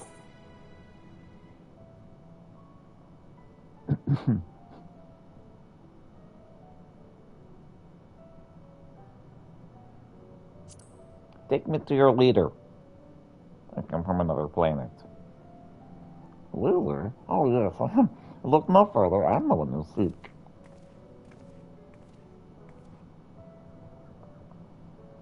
Well, looks like you beat us here. Your friends, I take it. Is this all of them? Well, all that are here. I have a lot of friends, actually. Our group comprised entirely of children. What must their parents be thinking? Well, this isn't the nursery, after all. Although perhaps we should build one. Or did we build one already? No matter. You didn't worry your pretty little heads. All will be well, I promise.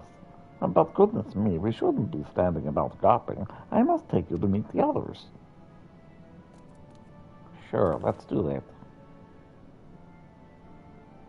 If you go along back toward the entrance, you'll find a path that leads to the central platform on the upper floor. There's no wrong way to reach it, but it is a large glowing ball in the center. You should find yourselves lost. If you should find yourselves lost, I shall gather the others and meet you there. Well then, back to the upper floor it is. Sure, sounds good.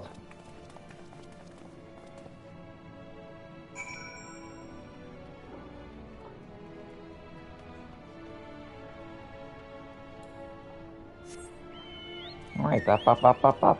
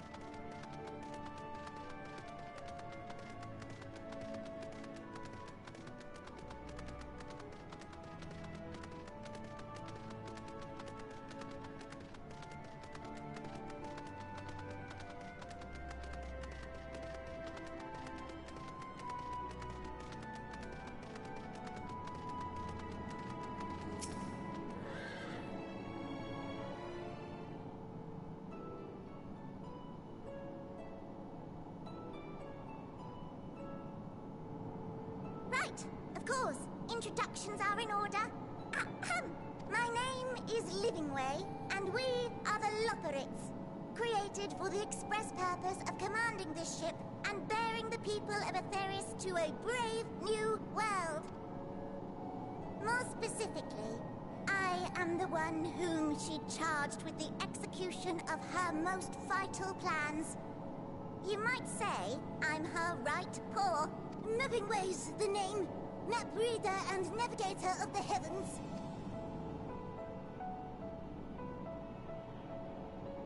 Pleasure to meet you all, but I'm still trying to make sense of this. This reminds me of Naming Way, which was a character you could meet up with and change your name in one of the games or other. Confusion and bewilderment are completely understandable. Fear not, I shall walk you through it. The people of Aetherius, through no fault of your own, I'm sure, set in motion a series of events that, unfortunately, culminated in Zodiac's obliteration. Acutely aware of the imminent crisis, your parents sent you little ones on ahead while they began the necessary preparations.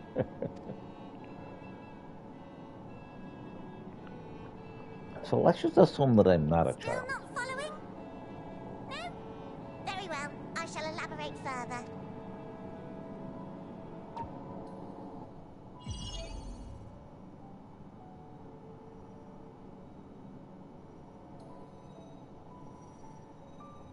Here, we have Aetherius, your home, and the moon, where we are now. Without Zodiac around to keep things lively, so to speak, the celestial currents of the star have doubtless begun to degrade. A calamity of apocalyptic proportions will be visited upon Aetherius, bringing an end to all life. So too hath the Watcher claimed. By thine unperturbed countenance, I gather this eventuality was anticipated. The doom and gloom. Oh yes, quite expected. Imagine, if you will, that Aetherius is a delicious carrot that I've forgotten to eat and left out in the midday sun. The most earnest wishes or prayers will not stop it from rotting to the core, so sadly, there's nothing to be done but to abandon said carrot, Aetherius, in case the metaphor is lost on you, to its grisly fate. And this moon will serve as the vessel to deliver us to a new home. Just so! We will gather up as many people, supplies, and resources as our stores will hold. And then, once everyone is aboard, it's off to another star. Easier said than done, admittedly, for one does not simply hop from star to star on a whim, which is precisely why we've spent countless years constructing the most propulsive of propulsion systems. We ought to make it to our destination in 2 shakes of a rabbit's tail.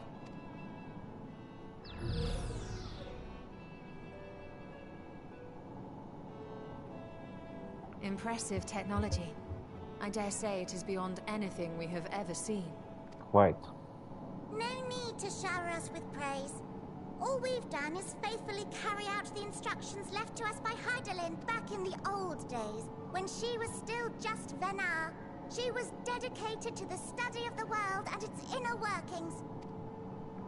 And the Watcher, the real one, not the simulacrum you met, was one of her fellow researchers.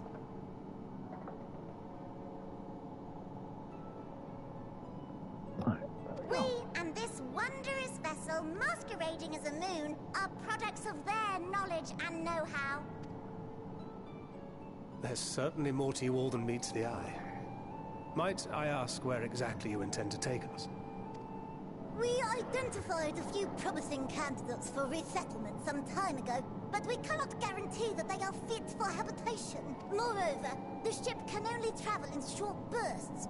We intend to go down our list, hopping from star to star, until we find one suitable for resettlement. No need to worry, though. The vessel is being refurbished with accommodation for an extended stay as we speak. While we did have to rely upon outside help to determine what amenities were essential, I dare say we have risen to the challenge. Help? From who? From you and yours! Who else? Each time we woke to perform regularly scheduled maintenance, we were greeted by the resources you sent us. What better way to learn about preferences and proclivities of our present-day charges? They're talking about the Ascians, I'm pretty sure. children. Perhaps your elders were responsible for the deliveries. The Asians. I'm not sure what led you to conclude otherwise, but I can assure you that we are all grown men and women, and I very much doubt my elders know this place exists, much less how to send you so much as a starlight missive. What? Then who in blazes let you on my moon? Maybe Heidelin. Heidelin herself led you here. You don't say. Well, that's really not children. Then why are you so small and stunted? Like little baby carrot people. Well, Amarotines were a great deal taller. In the present day, persons of such prodigious size are exceedingly rare. I would say I've never actually met one. So, you're saying everyone's not like the Watcher? Oh, confound it all! Someone could have at least scribbled a note about your profound miniaturization. That tome in thy possession. Oh, this? One of the first books sent to us. A compendium of the people of Aetheris, with a few blank pages at the back for minor corrections and updates as needed. The sum total of our knowledge of your kind is contained in these pages. I thought it was abridged and made small for our benefit, but this isn't a regular-sized book, is it?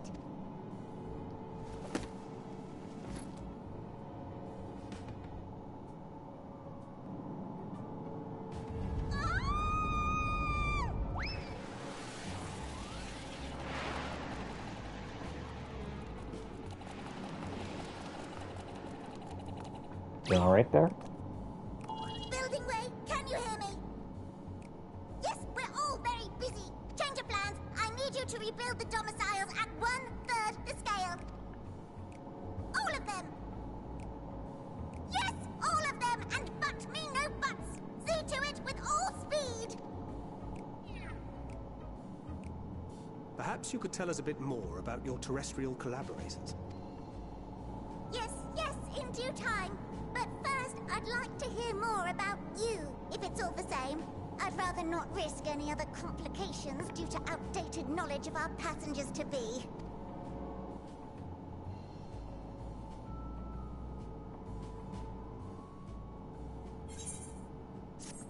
Complete. Quest complete.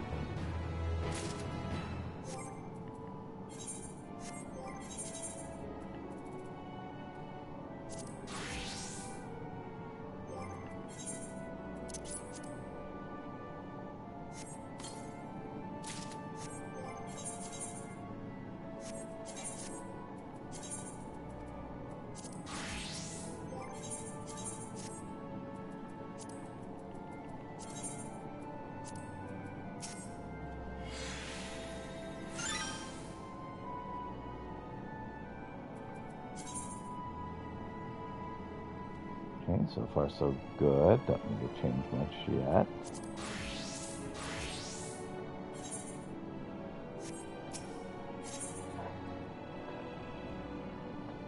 Right then, now that you're here, we need you to teach us all you can about your people, and quickly. Come on. It won't be long before the final days are upon us with all their terrible grandeur, and it is imperative that we are prepared to receive our passengers to be. And if there's anything at all that may displease them, it must be addressed post-haste. And address it we shall. Here in the Bestwraith Borough, we have assembled everything required to offer our guests the best way forward.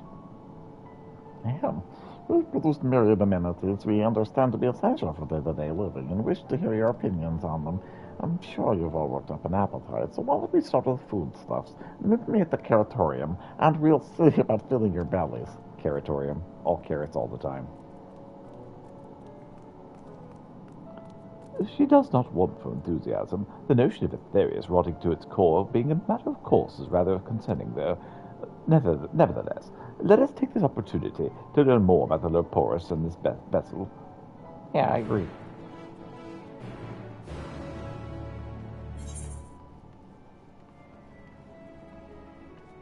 So we're going down, huh? Whee!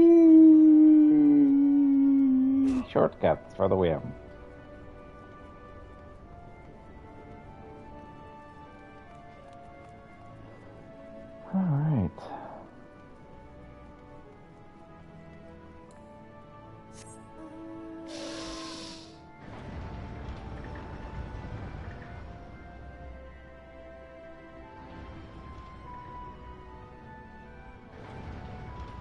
discovered a new location. Why? Territorium, huh?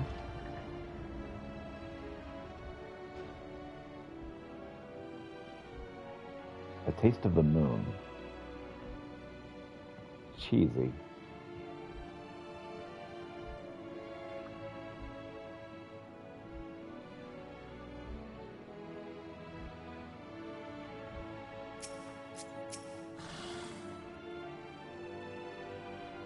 Welcome to the Territorium. We can create prototypes of the various sundries required by our soon-to-be passengers, and allow me to introduce the head of the foodstuff production. Cooking Way, pleasure to meet you all. Our work has involved no small amount of trial and error, and after many cycles of painstaking labor, I dare say we've created the finest cuisine our guests could ask for. We've learned all about our essential nutrients for a healthy and balanced diet from the reference materials we received. I have practically worn the words from those invaluable pages. Naturally, we've also considered ease of growth and production, how much one for ingredients. I must insist you'll try some. We have a fresh stock recently prepared on account of, well, we just woke up. We're all quite famished. Hop along the platforms here and you'll find a storage unit full of bursting with delectable delights. Help yourself to anything you like. Well, thank you. That's very nice of you.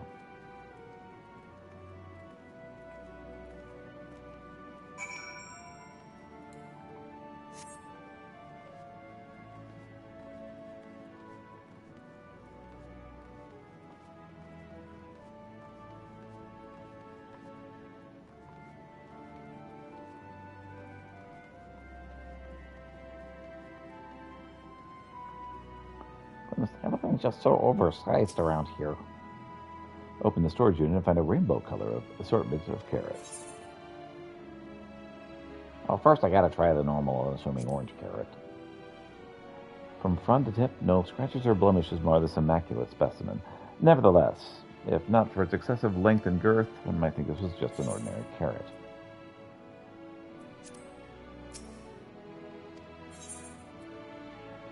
A peculiar-looking blue carrot. The blue variety is strangely supple to the touch, and smells vaguely of mint. Its excessive length and girth is only adds to the dubiousness of the so-called carrot. No, I'm not eating that carrot. The vibrant yellow carrot. While it has no particular smell to speak of, the vibrant yellow is unusually light and springy. These qualities, together with its extensive length and girth, would lead anyone to question whether this is indeed a carrot.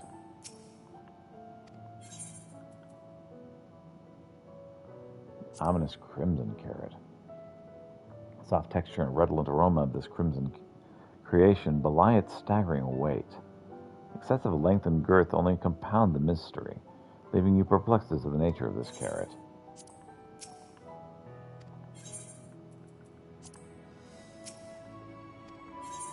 I'm taking the normal one.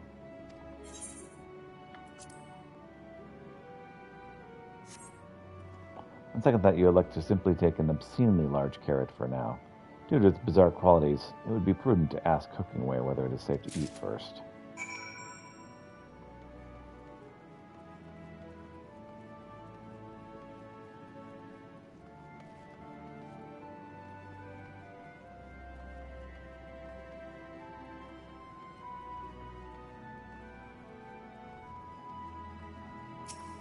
Is it okay to eat this carrot? Did any of our selections let your mouth to watering?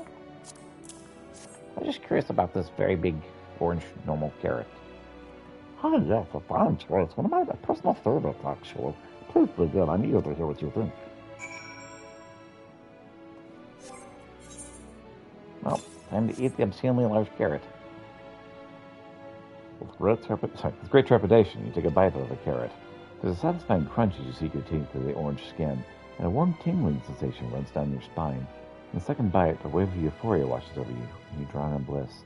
Alas, as you finish, the elation fades, leaving you with a desperate craving for another carrot. I ate the carrot of happiness.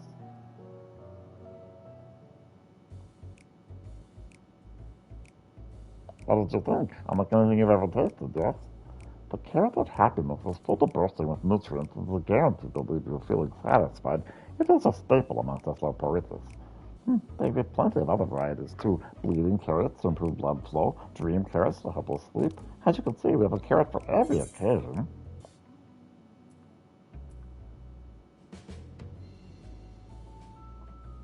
I can certainly see a demand for this in Shirley.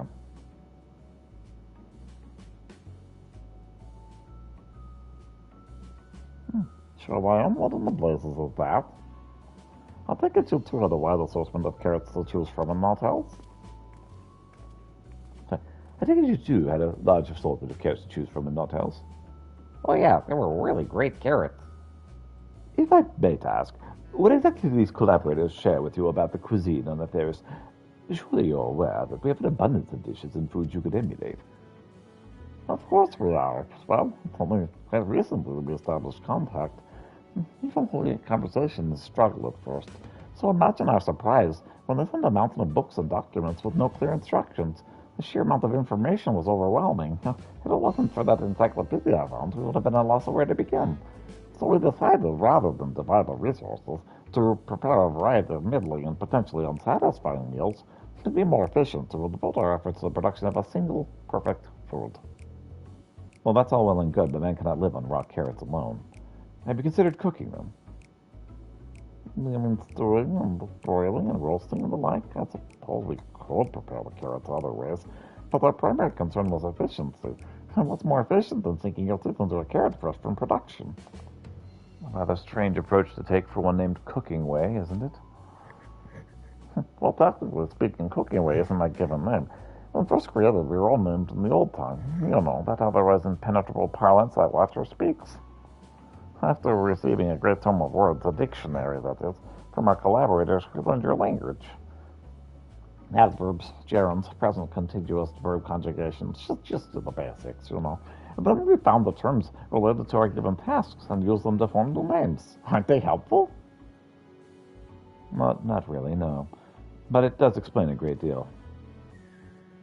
Wherefore didst thou, kind, deem such a change necessary? When the rest of your people arrive, we want to be certain they understand immediately what each of us does. You'll never be able to pronounce our original names anyway. I see. I hope our critiques, such as they are, were helpful to you. Though if you should wish to preserve flora and fauna from Etheirys as well, we were able to offer the passengers a more balanced diet. Until such a day, one I pray would come sooner rather than later, it would appear there's naught but carrots on the menu. Hey, I thought they were really good.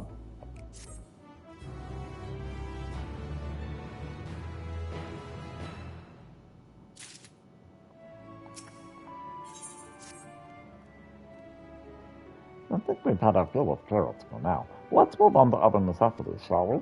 Our clothing production is sure to impress. This way.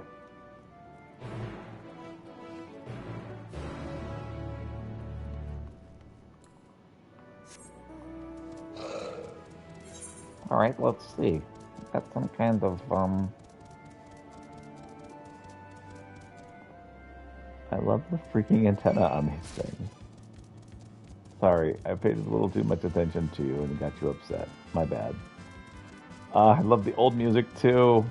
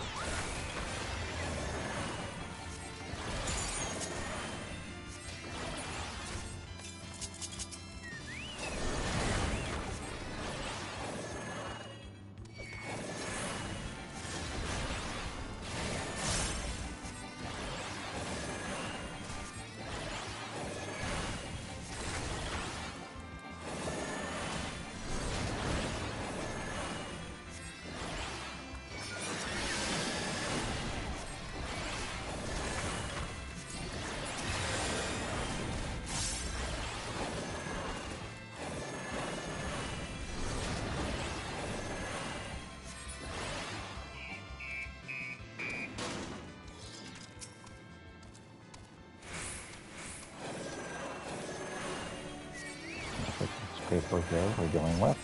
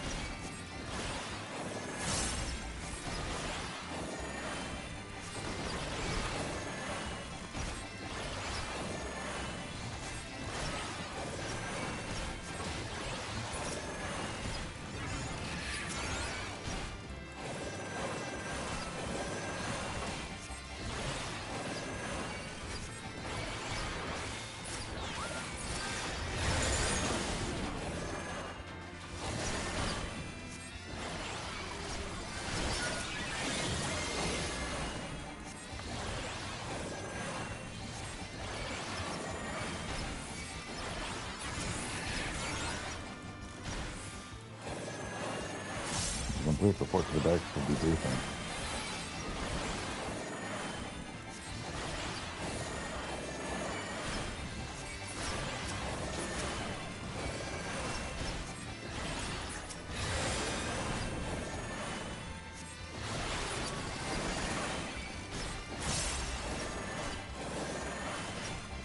Those papers seem to really be struggling here.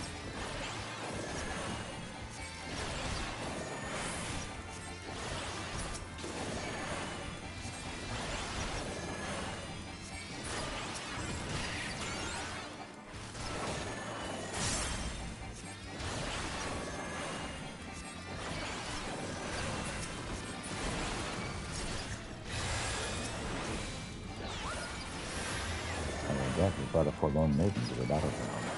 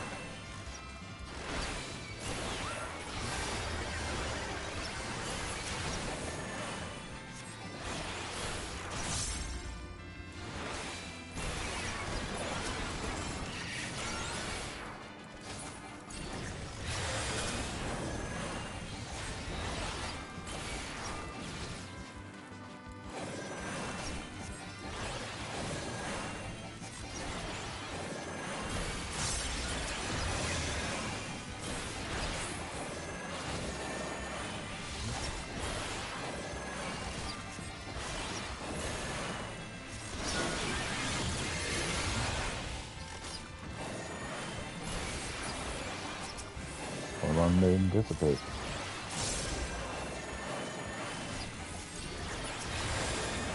Should make this a little bit safer place to hang out.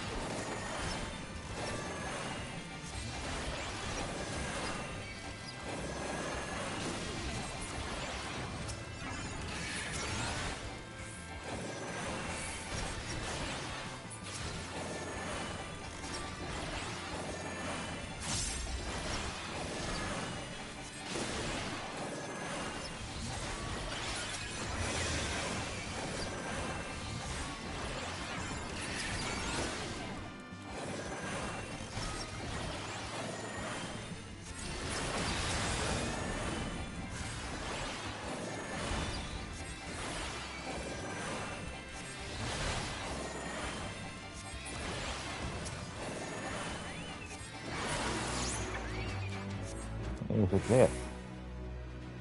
I took care of it. Good job, team.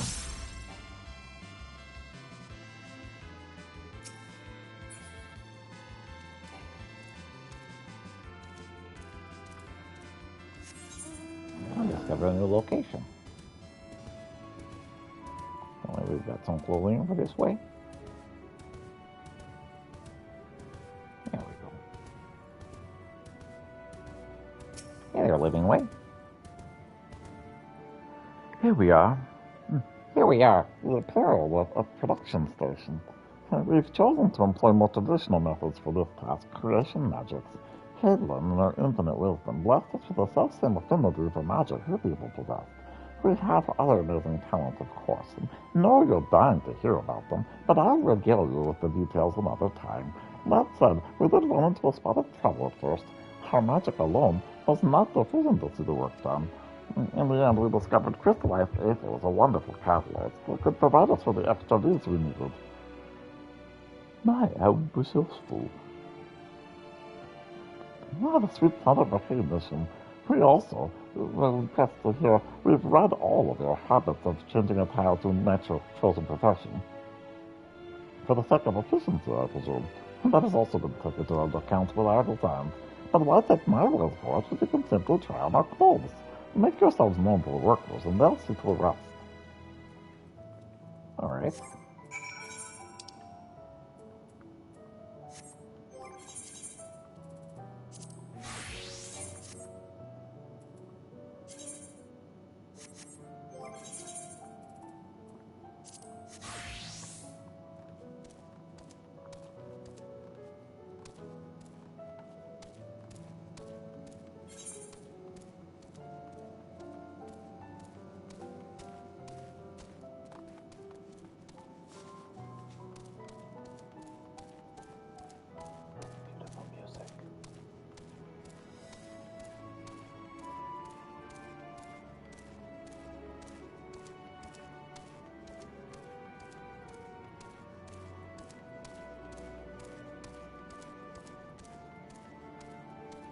I want to say this is Final Fantasy II, but I'm not confident in that guess.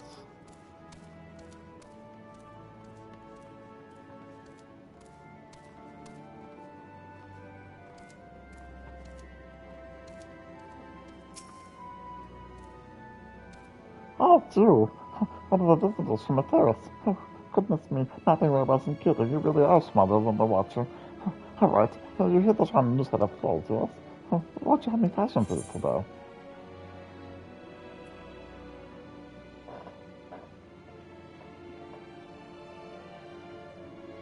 Something simple yet fashionable is enough.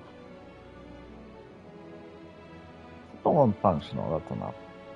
Simple and functional, right. This will only take a moment.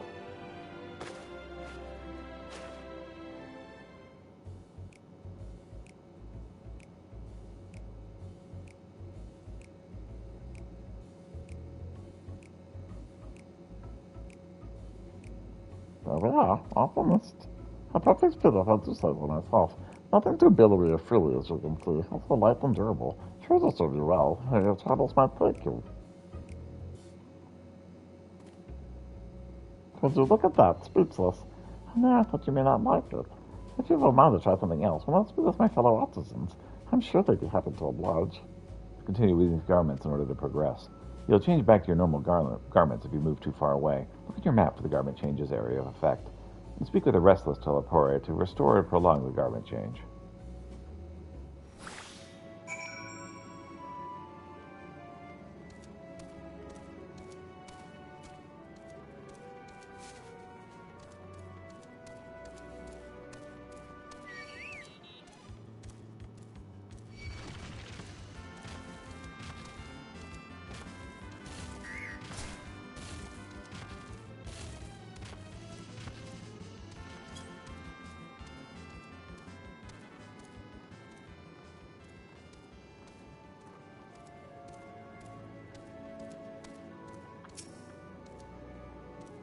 Hey, little poetic. Oh, no one said you'd be coming. How can I help you? You wish to try my clothes, really? Of course, it'd be my honor. Do you have anything in mind?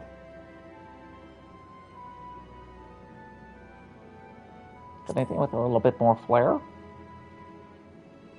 I think I can handle that. Let's see. Oh, this should do.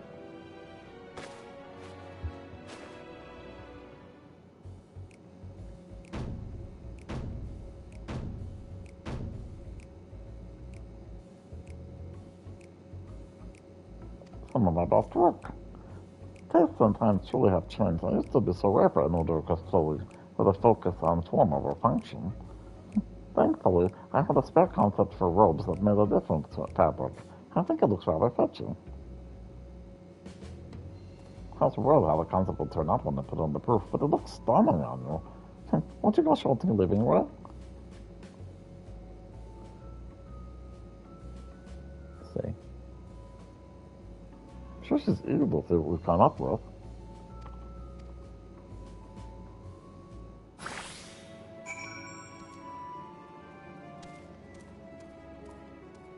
Alright, well this looks awful.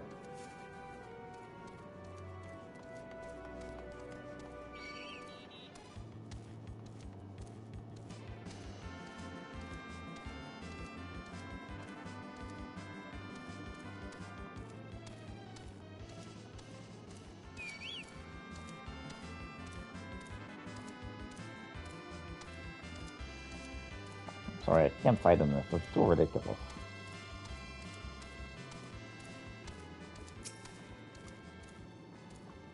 My logo looks splendid. The result of much trial and error, but I know quality work when I see it.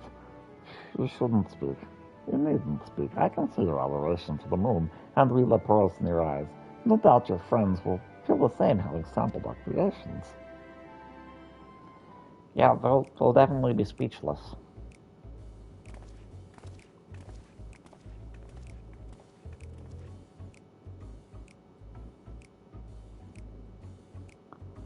Sorry to have kept you waiting.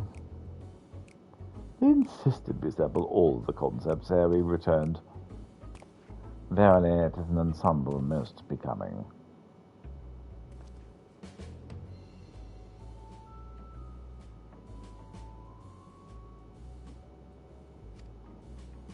I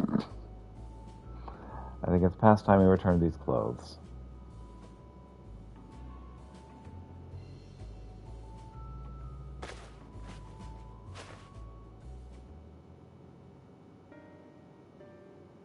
I was so confident our garments would meet with their approval. Oh, whatever we're doing wrong. The Watcher taught us that in this time everyone wore the same robes. To do otherwise would be against social etiquette. I thought we could appeal to modern taste by tailoring the robes to specific professions, but... Please, you mustn't be so hard on yourself. Should we resort to evacuating the people of Atheris, they most certainly have need of your attire. 'Tis clear you spared no effort in addressing our needs, but you must understand that they are not so homogeneous. Speaking for myself, what I wear now better suits my tastes, even if it is on the inferior make. But there are others whose choices may be influenced by traditions or personal experience. Rather than make assumptions, on the whole, you must consider the individual and their potential preferences. Am I liking Endwalker? I'm loving Endwalker. Endwalker's been a lot of fun. I've enjoyed it quite a bit. I would say I'm enjoying the beginning of Endwalker more than I enjoyed the beginning of Shadowbringers, which is weird because I was not expecting that. But then again, you know, the darkness reigning being a good thing, storyline wasn't terribly appealing to me. So I'm enjoying this a lot more. This is more my fare, at least so far. Now, the end of Shadowbringers had some fantastic twists that I adored, and so I'm they're gonna have to really bring it at the end of this to top that. I bet the silly streaming kid when he gets off the bus. Is it last day of school kind of celebration kind of thing, or is it just for fun of it?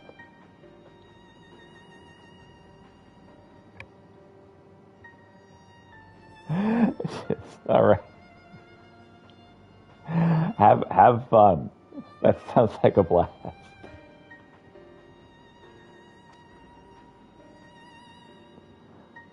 I fear we've underestimated the complexity and diversity of your people.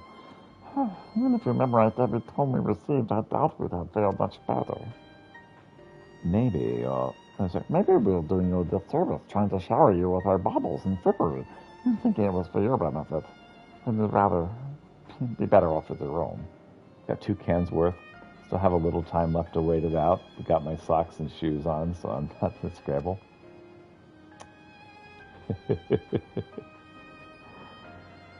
Some who might agree. People who prefer to keep others at arm's length, even when they know they shouldn't. I am one such former fool. I'd like to ask, as one such former fool, I'd like to ask you a question. This plan to evacuate and escape the final days, did it account for the reflections of the source as well? Not that I'm aware of. We were born in Heidelin's love for Aetherius, and the salvation of the people on that star and that star alone has ever been our aim. Surely it's better to devote ourselves to saving one world than to divide our efforts amongst 14 and risk failing them all. I suppose you're right. This plan's getting worse all the time. Livingway, might we have leave to explore Bestway burrows unattended? You've given us so much to think about. Well, certainly. Until later, then.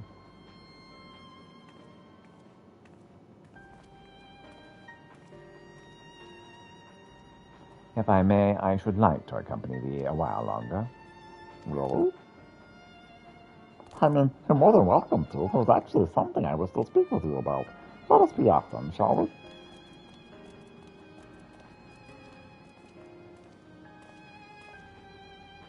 Those are some really cool weapons.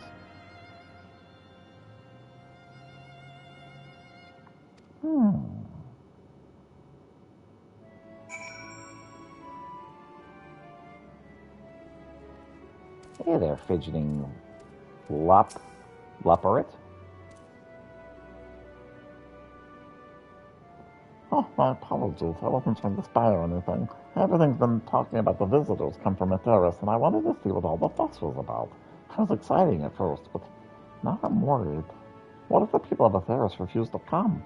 What if we can't save all of them? We've made a mess of things. But wait, you still haven't visited the domiciles. Once you see them, you'll understand how wonderful this moon truly is, I'm sure of it. I'll be waiting for you at the teleporter near the entrance. Oh, and the wind's growing way, by the way. See you soon.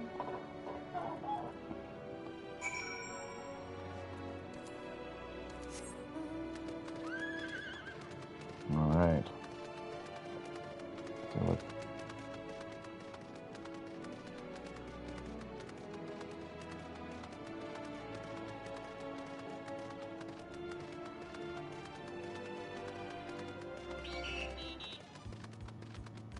hydration is very important, looking at the chat down there.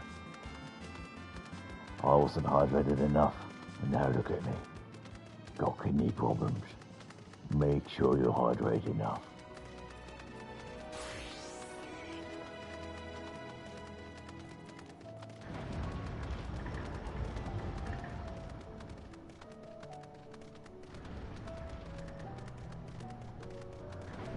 All right.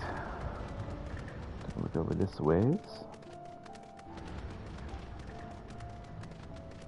Best ways burrow.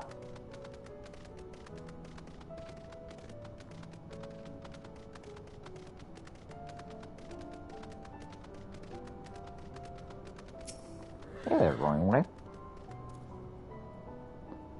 You're here. You're really here. Oh, thank you. Thank you so much. I'm sorry. What should I call you? Call me Peter. Peter Krolinska? Crikey, even your names are amazing. Well, Peter, you'll be using this teleporter to enter the residential area whenever you're ready. Oh yeah, let's go to the residential area, see what's up. Ready in the teleporter.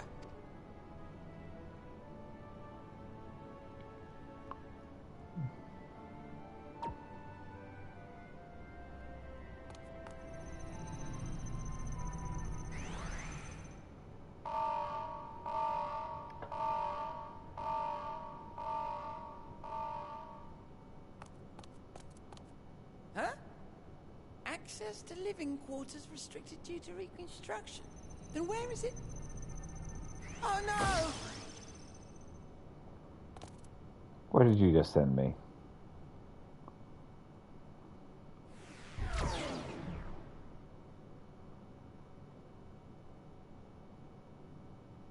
private audience, as thou didst request, for reasons I know not.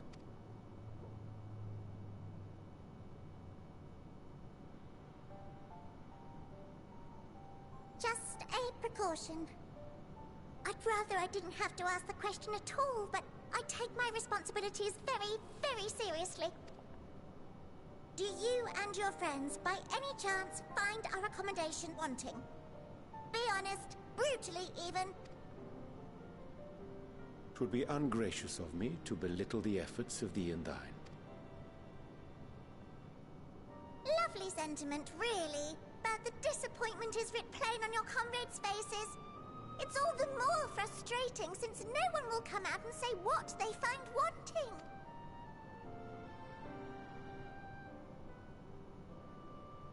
If there are faults in our work, we need to know. We can, we will do better. But time is not on our side. The final days will wait for no one. That's the problem. If your people are to be saved, we must take quick and decisive action.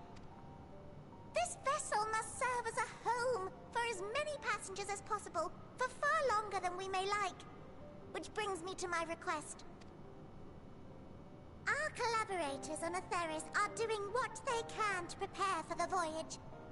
Would you be willing to go and lend them a hand? Collaborators doing what they can to prepare for a voyage. Having seen the moon for yourself, you could speak to its many splendors, learn what else they might require, and assuage whatever concerns they have. Wherefore wouldst thou entrust me with such a task? How to put it? You're the only one who appears not to be wholly unsatisfied with our work. Oh, quite good at pretending that's the case, at least. Calm, collected, tactful to a fault. Very particular with your words, too. You understand that, in the face of great danger, one cannot pursue perfection at the expense of practicality. The difficult choices must often be made for the greater good.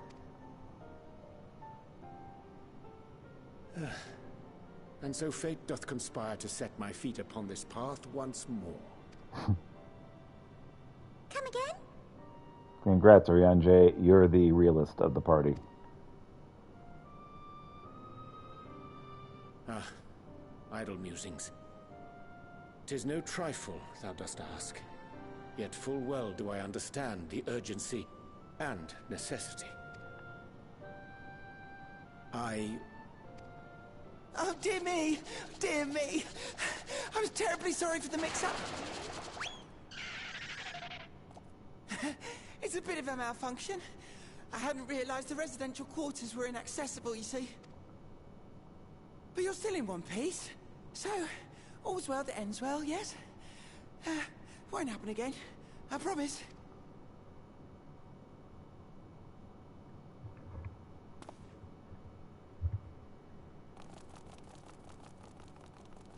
I liked your carrots, so I'm a little offended you didn't pick me as your emissary, but whatever.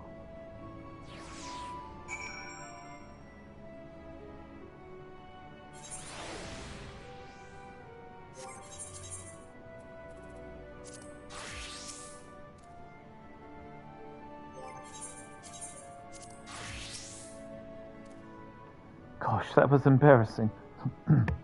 Gosh, that was embarrassing. I promise to be more careful from now on. Since the residential quarters are closed for now, I've rebuilt the teleporter to allow travel between floors instead. Hopefully this proves useful in the meantime. A shame you couldn't get to see it, though. I really would have liked it. Indeed, I probably would have. Now travel between the upper and lower floors of Beastways Burrow via the teleporter.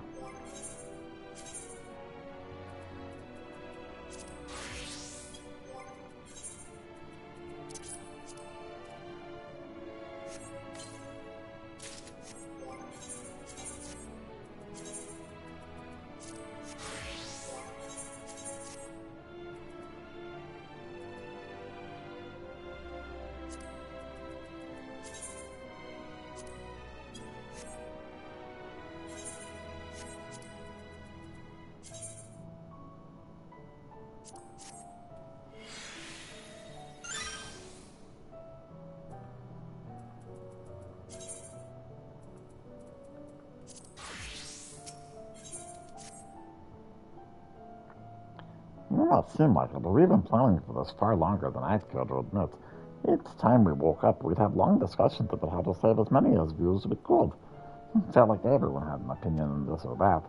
But the one thing we all agreed upon was that the people of Atheris couldn't take action to save themselves until it was too late. Which is why we're striving to make the moon a vibrant, magical place they'd hop at the chance to visit, rather than waiting for the flames of oblivion to get them off their tails and force them to accept our invitation. The residential quarters may not be up to the necessary standards just yet, but there are plenty of other places worth seeing. You've already had a look around the Curatorium, but wait until you see what's waiting for you at the east end of the borough. Follow me.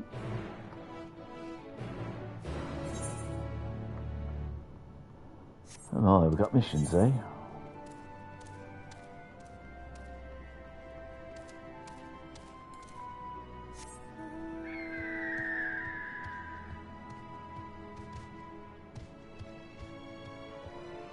Hey there, kitty.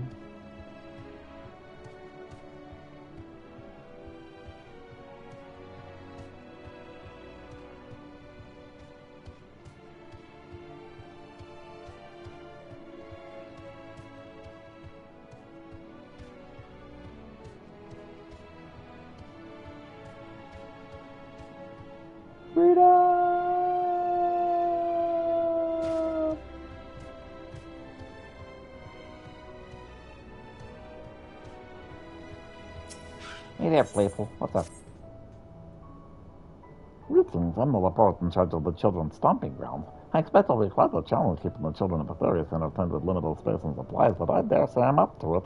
In fact, I recently came up with a new game that requires no props, no preparation. I call it the Laporte's Never Stomping Name Pending Living Ways Approval. Care to give it a go? Not especially. I know you will. Now, the game is very simple. You need an account of the paws hopping this way and that way, and possibly no way before time is up. I have a perfect place picked out for the play. Follow me to the Curatorium.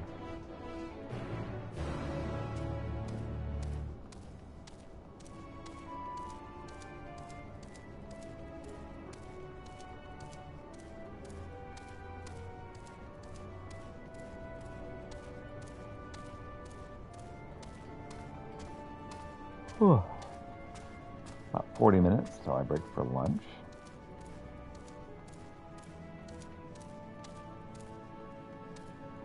I may take a slightly longer lunch, we'll see. Oh, it's you. If it's not too much trouble, I could really use your help. What do you need? I've been making clothes for you people, but after speaking with Livingway, I realized we made a great mistake. Considering alterations must be made to our plans, and I was hoping you might be able to join me to speak with our Laporte in charge of garment adjustments. Sure, I can do that. Thank you. They're not going to be happy about this.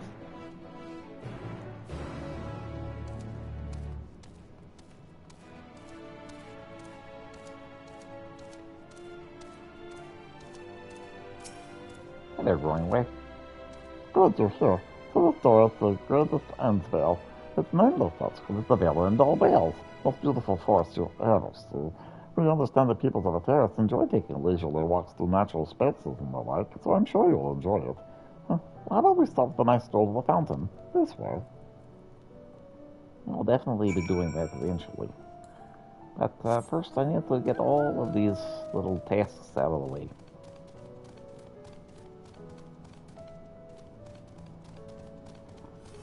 I do need to get some coffee at some point.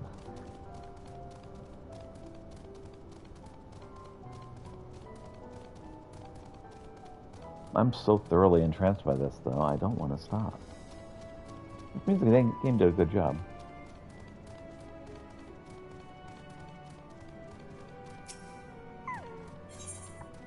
Yeah, recording well. Curses, insufficient data, even after everything I've done. Oh, you, Livingway told me about you. Would you mind lending me a hand?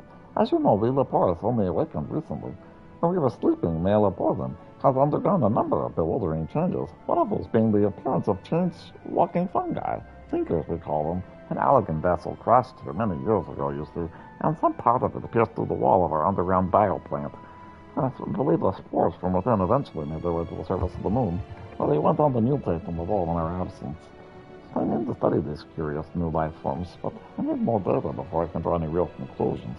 Would you be willing to retrieve a sample of fungal filaments for me?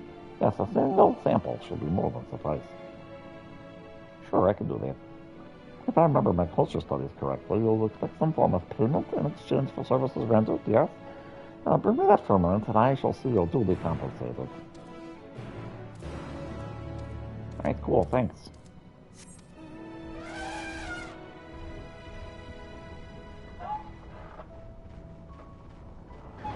Alright, what have we here? A little missions over this way as well.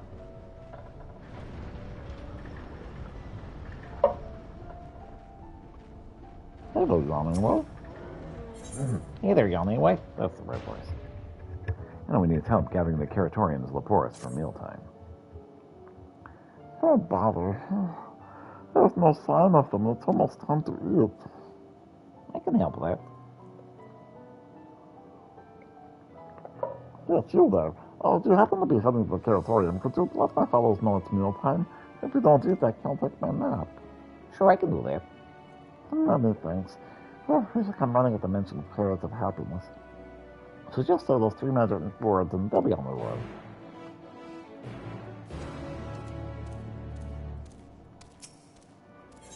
What you may, huh? Excuse me, have you by chance seen any thieves prowling about with ill-gotten iron carrots? Their crimson hands are surprisingly heavy with carrots. That is not the thieves. If you haven't seen them all, I'm sure you will. We've been told that you adventurers are really good at solving crimes that no one else can be bothered with. Sure, I can do that. Wonderful. I'm relying on you to solve our carrot paper. Honestly, what manner of thing would destroy Leporis at dinner, really? Anyway, the culprits, whatever, took 4 carrots and all. They're not easy to carry about, so I doubt so they haven't gotten far. That's believable. Inquisitive Leporis. Aha, I knew you'd find one of you eventually. Can you talk? I have so many things I wish to ask you. I am capable of speech. You have learned so much thanks to your collaborators in the terrace. It's become clear there's a great deal they neglected to mention. Your stunted growth, for example. Rather than speculate on other crucial details we may have overlooked, we're hoping to find... I was hoping you can clarify some things. Is that all right? Sure. Thank you so much. A few of my fellow Leports are sure to have burning questions of their own. If you can wait here a moment, I'll go and fetch them. Before I wait, I need to take care of the other things. There's lots. I finally have a mission I can do. Yay!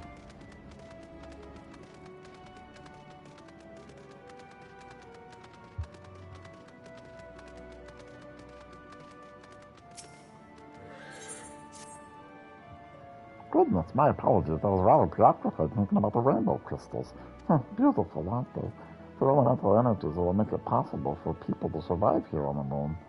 From the air we're breathing to the gravity that keeps us haphazardly floating about, it's all thanks to those crystals. That looks like a very familiar crystal. It's not one of those on the first world. They require regular maintenance to maintain equilibrium, though. And that's where I come in. If you have a mind to see how it's done, I could use an extra set of paws, or hands, as your kind seem to insist on calling them. My friends will take care of the more delicate work. So all you need to do is bring us a few aspected crystals. How about it? It's nice to know that people from Atheros can take an interest in their own ability to breathe. Now, what we need is to get started on lightning and wind aspected crystals. One each. You can find them at their respective sparkling supply stations. Once you have them, you'll need to deliver the lightning aspected crystal to the shine supervisor in the north. They're in charge of shininess, you know. The wind aspected crystals should go to Hopping Wind near the entrance. I'll handle the fire and water aspect of crystals, so you needn't simply report to me once your crystals are distributed. Alright, is that it? I think that may be it. Goodness, there's so many missions to do here. Alright, well, first things first. This thing out here is probably the hardest one to get. Let's work on that one first. Alright, just a moment.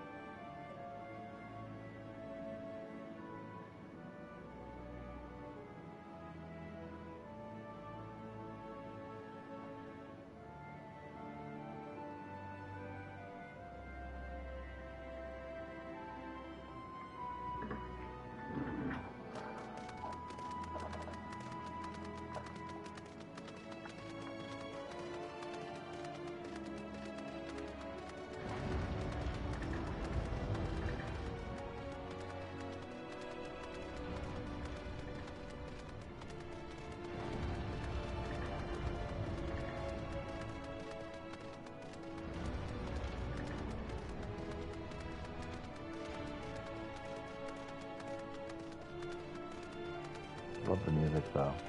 So beautiful.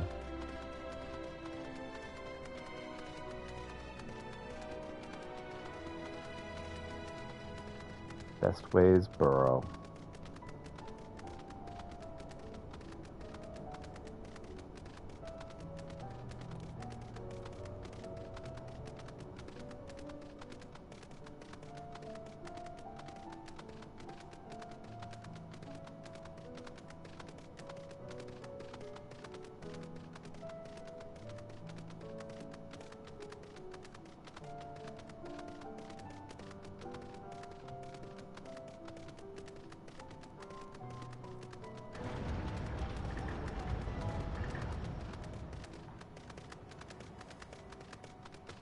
Alright, so I'm going to wait right here.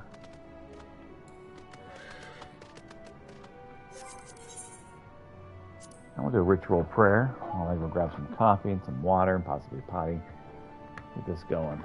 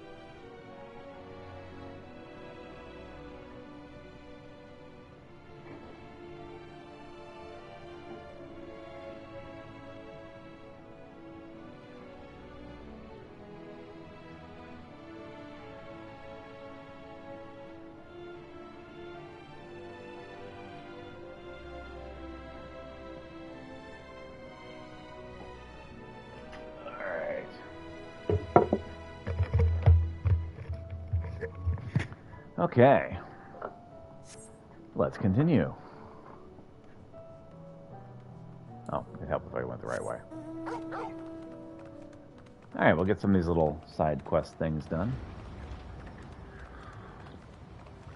Got about 20 minutes till I break for lunch.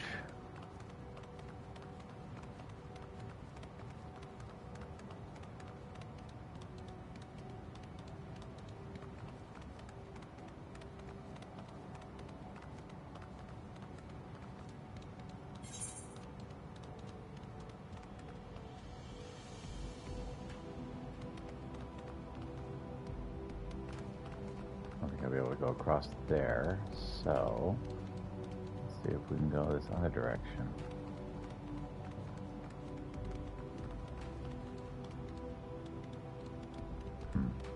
Nope.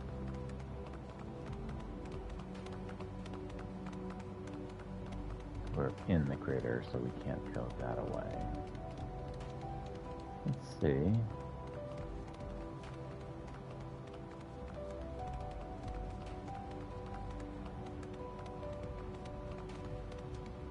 This ways. Hey! Alright, cool.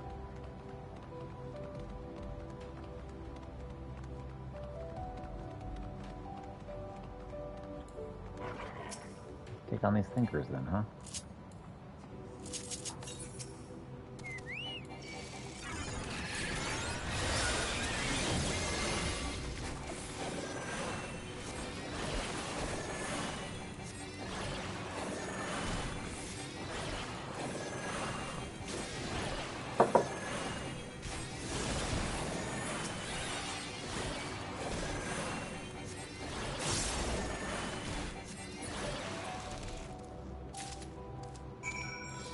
Okay, fungal filament. I only needed one.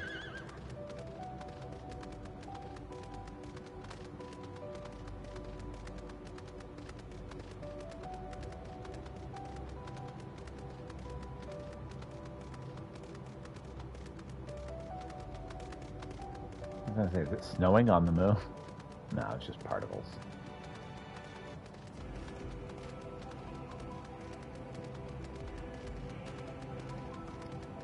Alright.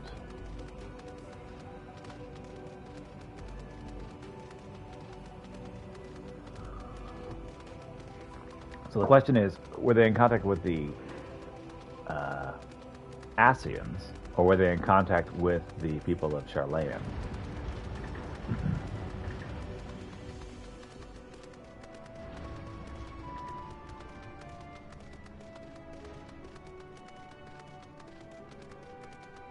Shortcuts are the best cuts.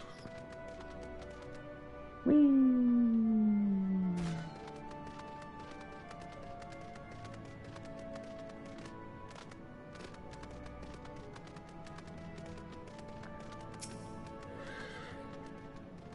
I'm starting to wonder if the thinkers have done you in.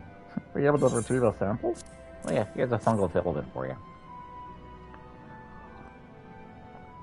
Excellent. I'll get to work analyzing it right away. Well, the structure of this filament is altogether different from the fungi growing in the bioplant. And if the spores mix with the substances leaked into the elegant ship, can there an incubation fluid, perhaps? In any case, this isn't good. Any and all potential threats must be eliminated if we're to make the moon fit for habitation. You have helped with your most important discovery, and for that you have my thanks. Here's your reward, as promised. Excellent.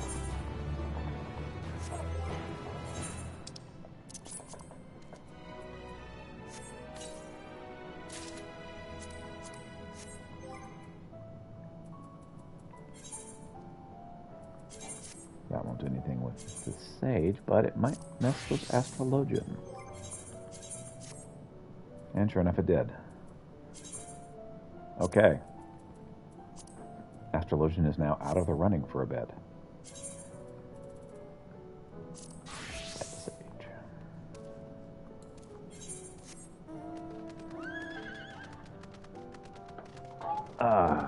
Man, we might get stuck with Dancer again for the second half of this game.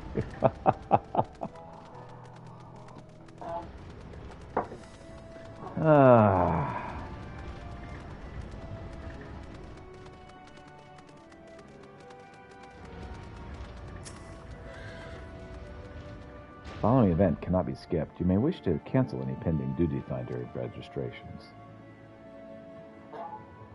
Yeah, we're good.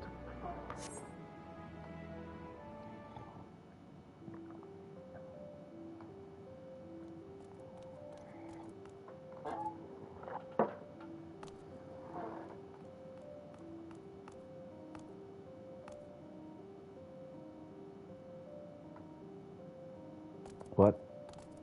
What?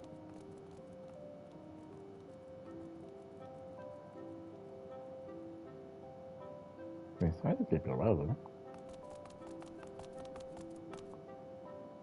2 came, 2 went. Well then, shall we get started? Sure.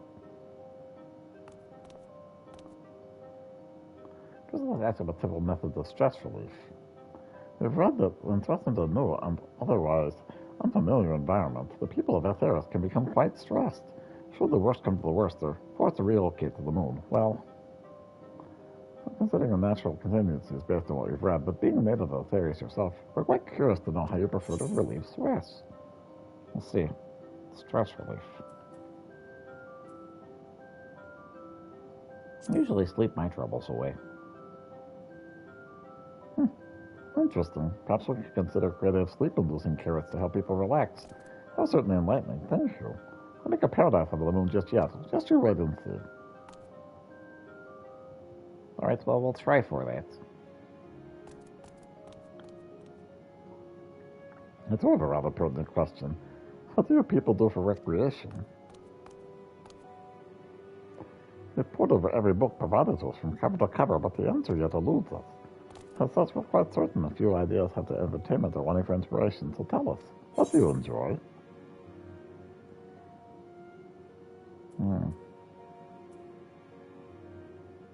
Travel and exploration of the unknown can be quite exhilarating. Exploration, that's the fun bit. Oh, good. The myriad places to visit on the moon, aside from the Maryland Memoriam, and they all look more or less the same, though. I think I have a better idea of what needs to be done next. Thank you.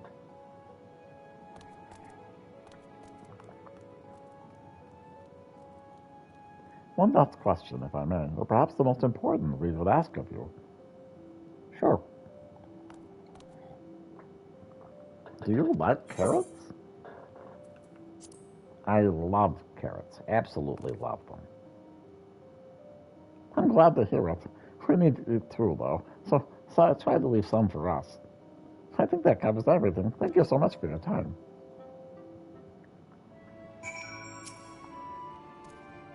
It was definitely nice of you taking time to answer. It was definitely nice of you taking time to answer our questions. It was more helpful than you know. Every word of what you said is in my notes, and I plan to share it with everyone. Mark my words, we'll transform the moon into a marvel, unlike anything you've ever seen.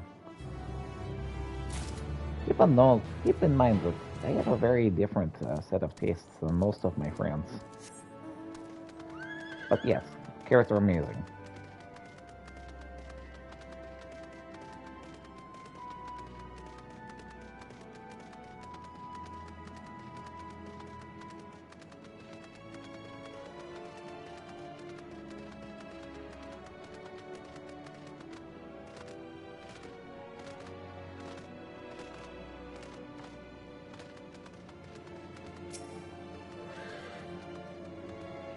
Carrot, my carrot, the prize we thought is won.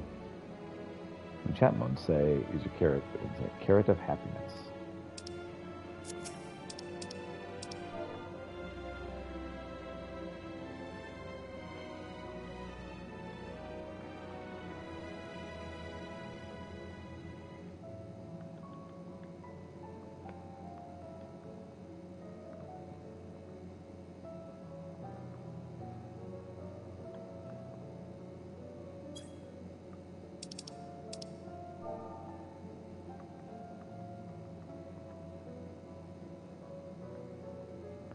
I mean, that's uppercase instead of lowercase. Oh my gosh, really?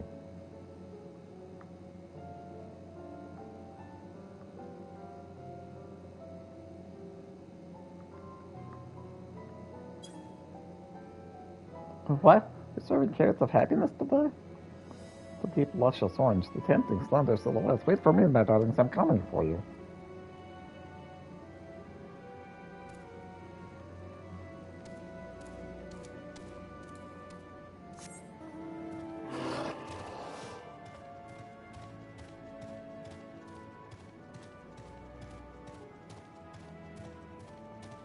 And the nibbled iron carrot. But first...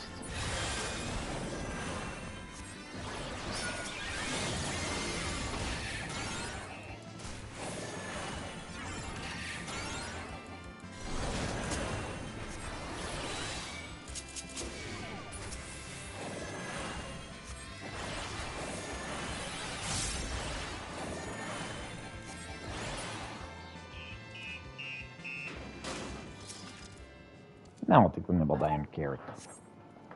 Scrumptious-looking iron carrot has been tragically abandoned in its prime.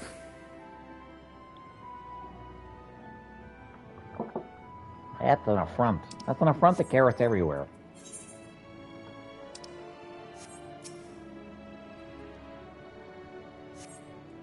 The scrumptious-looking iron carrot has been tragically abandoned in its prime. What am I supposed to do here? Oh, I found an iron carrot. And the philosopher's carrot. Based on the primer you've recently received, you can say with relative certainty, iron carrots are not blue.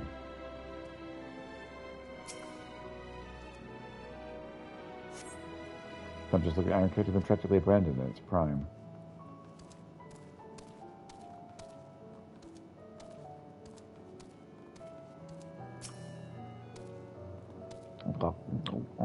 These philosopher carrots really hit the spot. Just a few more. Well, of course I'm not stealing. These are mine. They're mine! And it's so long to enjoy your early dinner. Learning what approach stomps off in search of a place to eat in peace. You suspect this is not your carrot culprit.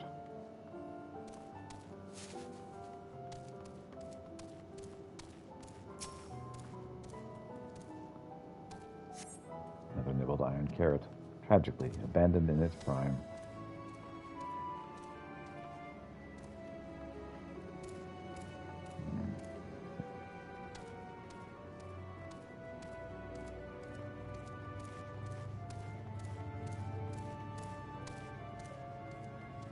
Be a fourth one around here, too.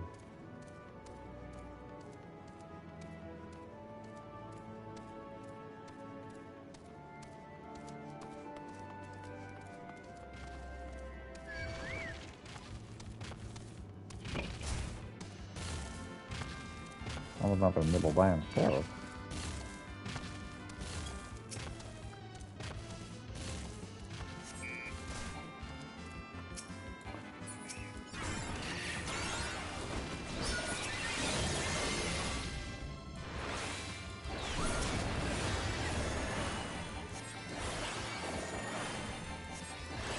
These supporters do a really bad job.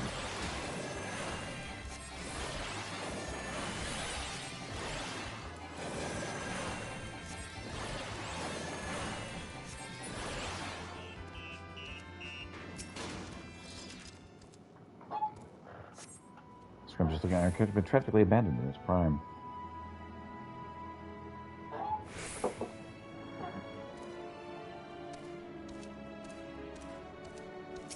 Hey there, carrot supporter.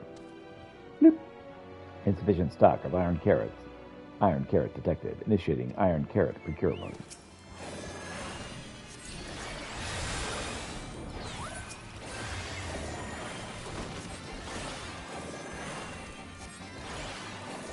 Two carrot crimes.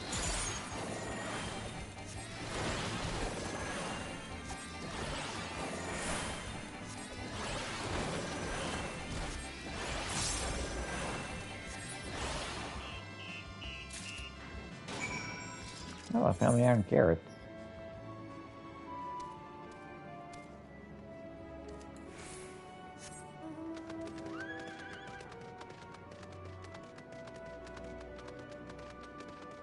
Carrotorium.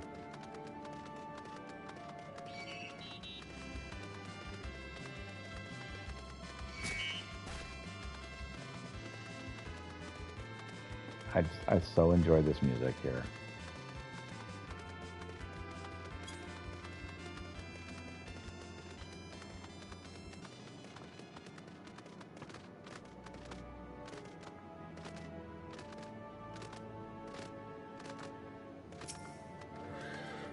Sparkling supply station.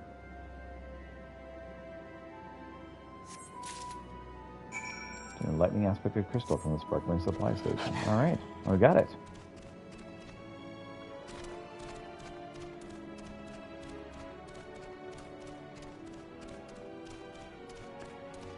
Probably get these missions done, and then I'll probably have to break for lunch.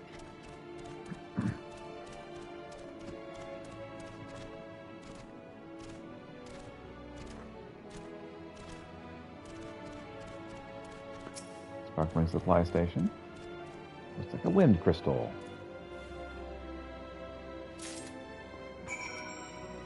All right.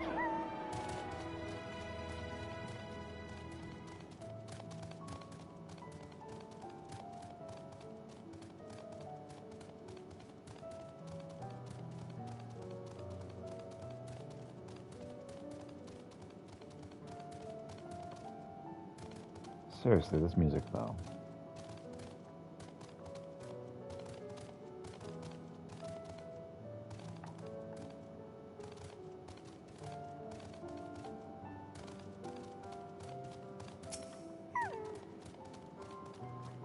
So see those carrot creation stations there?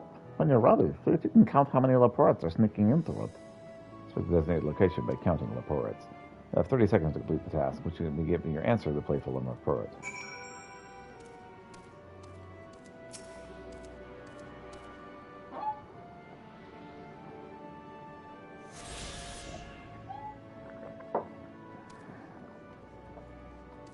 Alright, let's get this over with.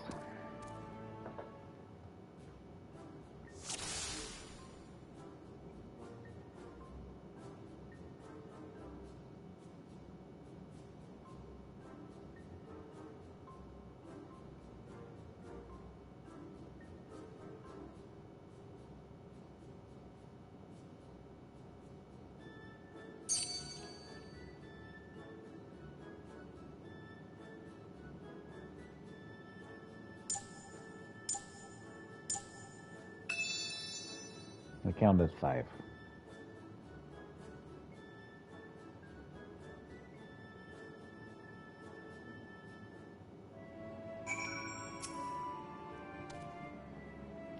Yeah, I counted them right. How many Laportes did you see? I saw 5. You have a winner. So as you say, there's no fun if it's too hard. You did have fun, didn't you? Wait, hold that thought. One time he was nearly up, and structure's important for productive play. Tell me all the fun you had while we return to Best Way Burrow instead.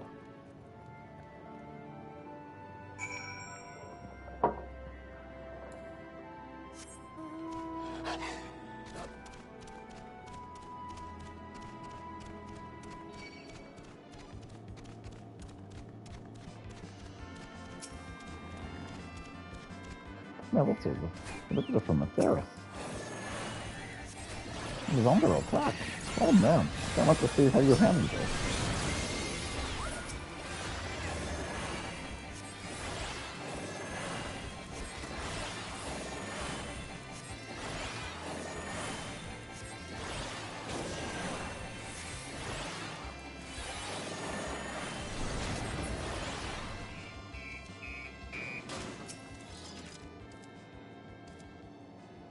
This is for Atheris. What do I do? What do I say? And have you brought any snacks? In fact, we have carrots of happiness. Oh, that means yes. I must be time to eat at last. Well, how I've waited for this moment. There's nothing like a carrot of happiness to fill a void in one's belly and the soul. Well, I'm glad I could help.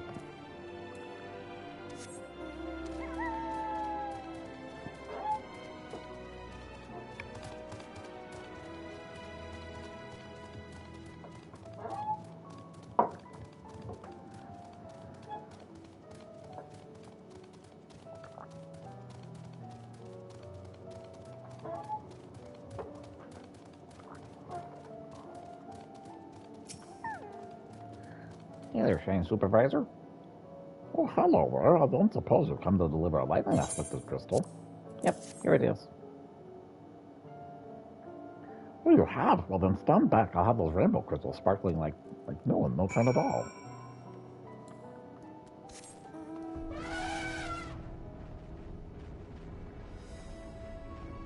Okay. Nearly there.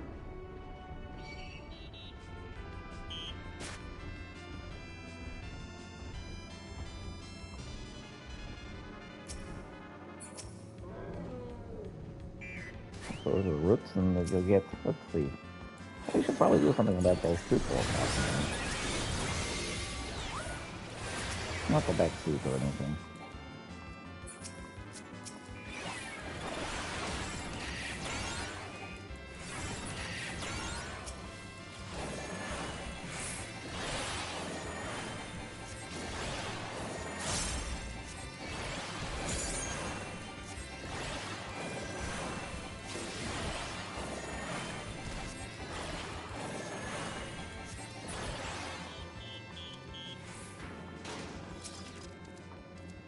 The square root of the roots, and you'll get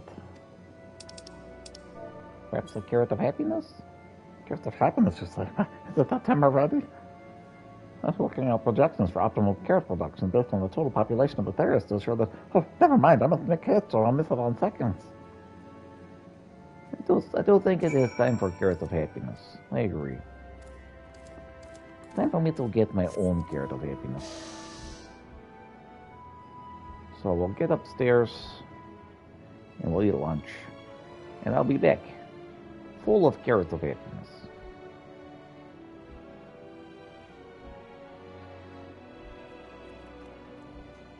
Alright, stop right here. Thanks so much for watching. I hope you have a wonderful day if I don't see you again. Take care.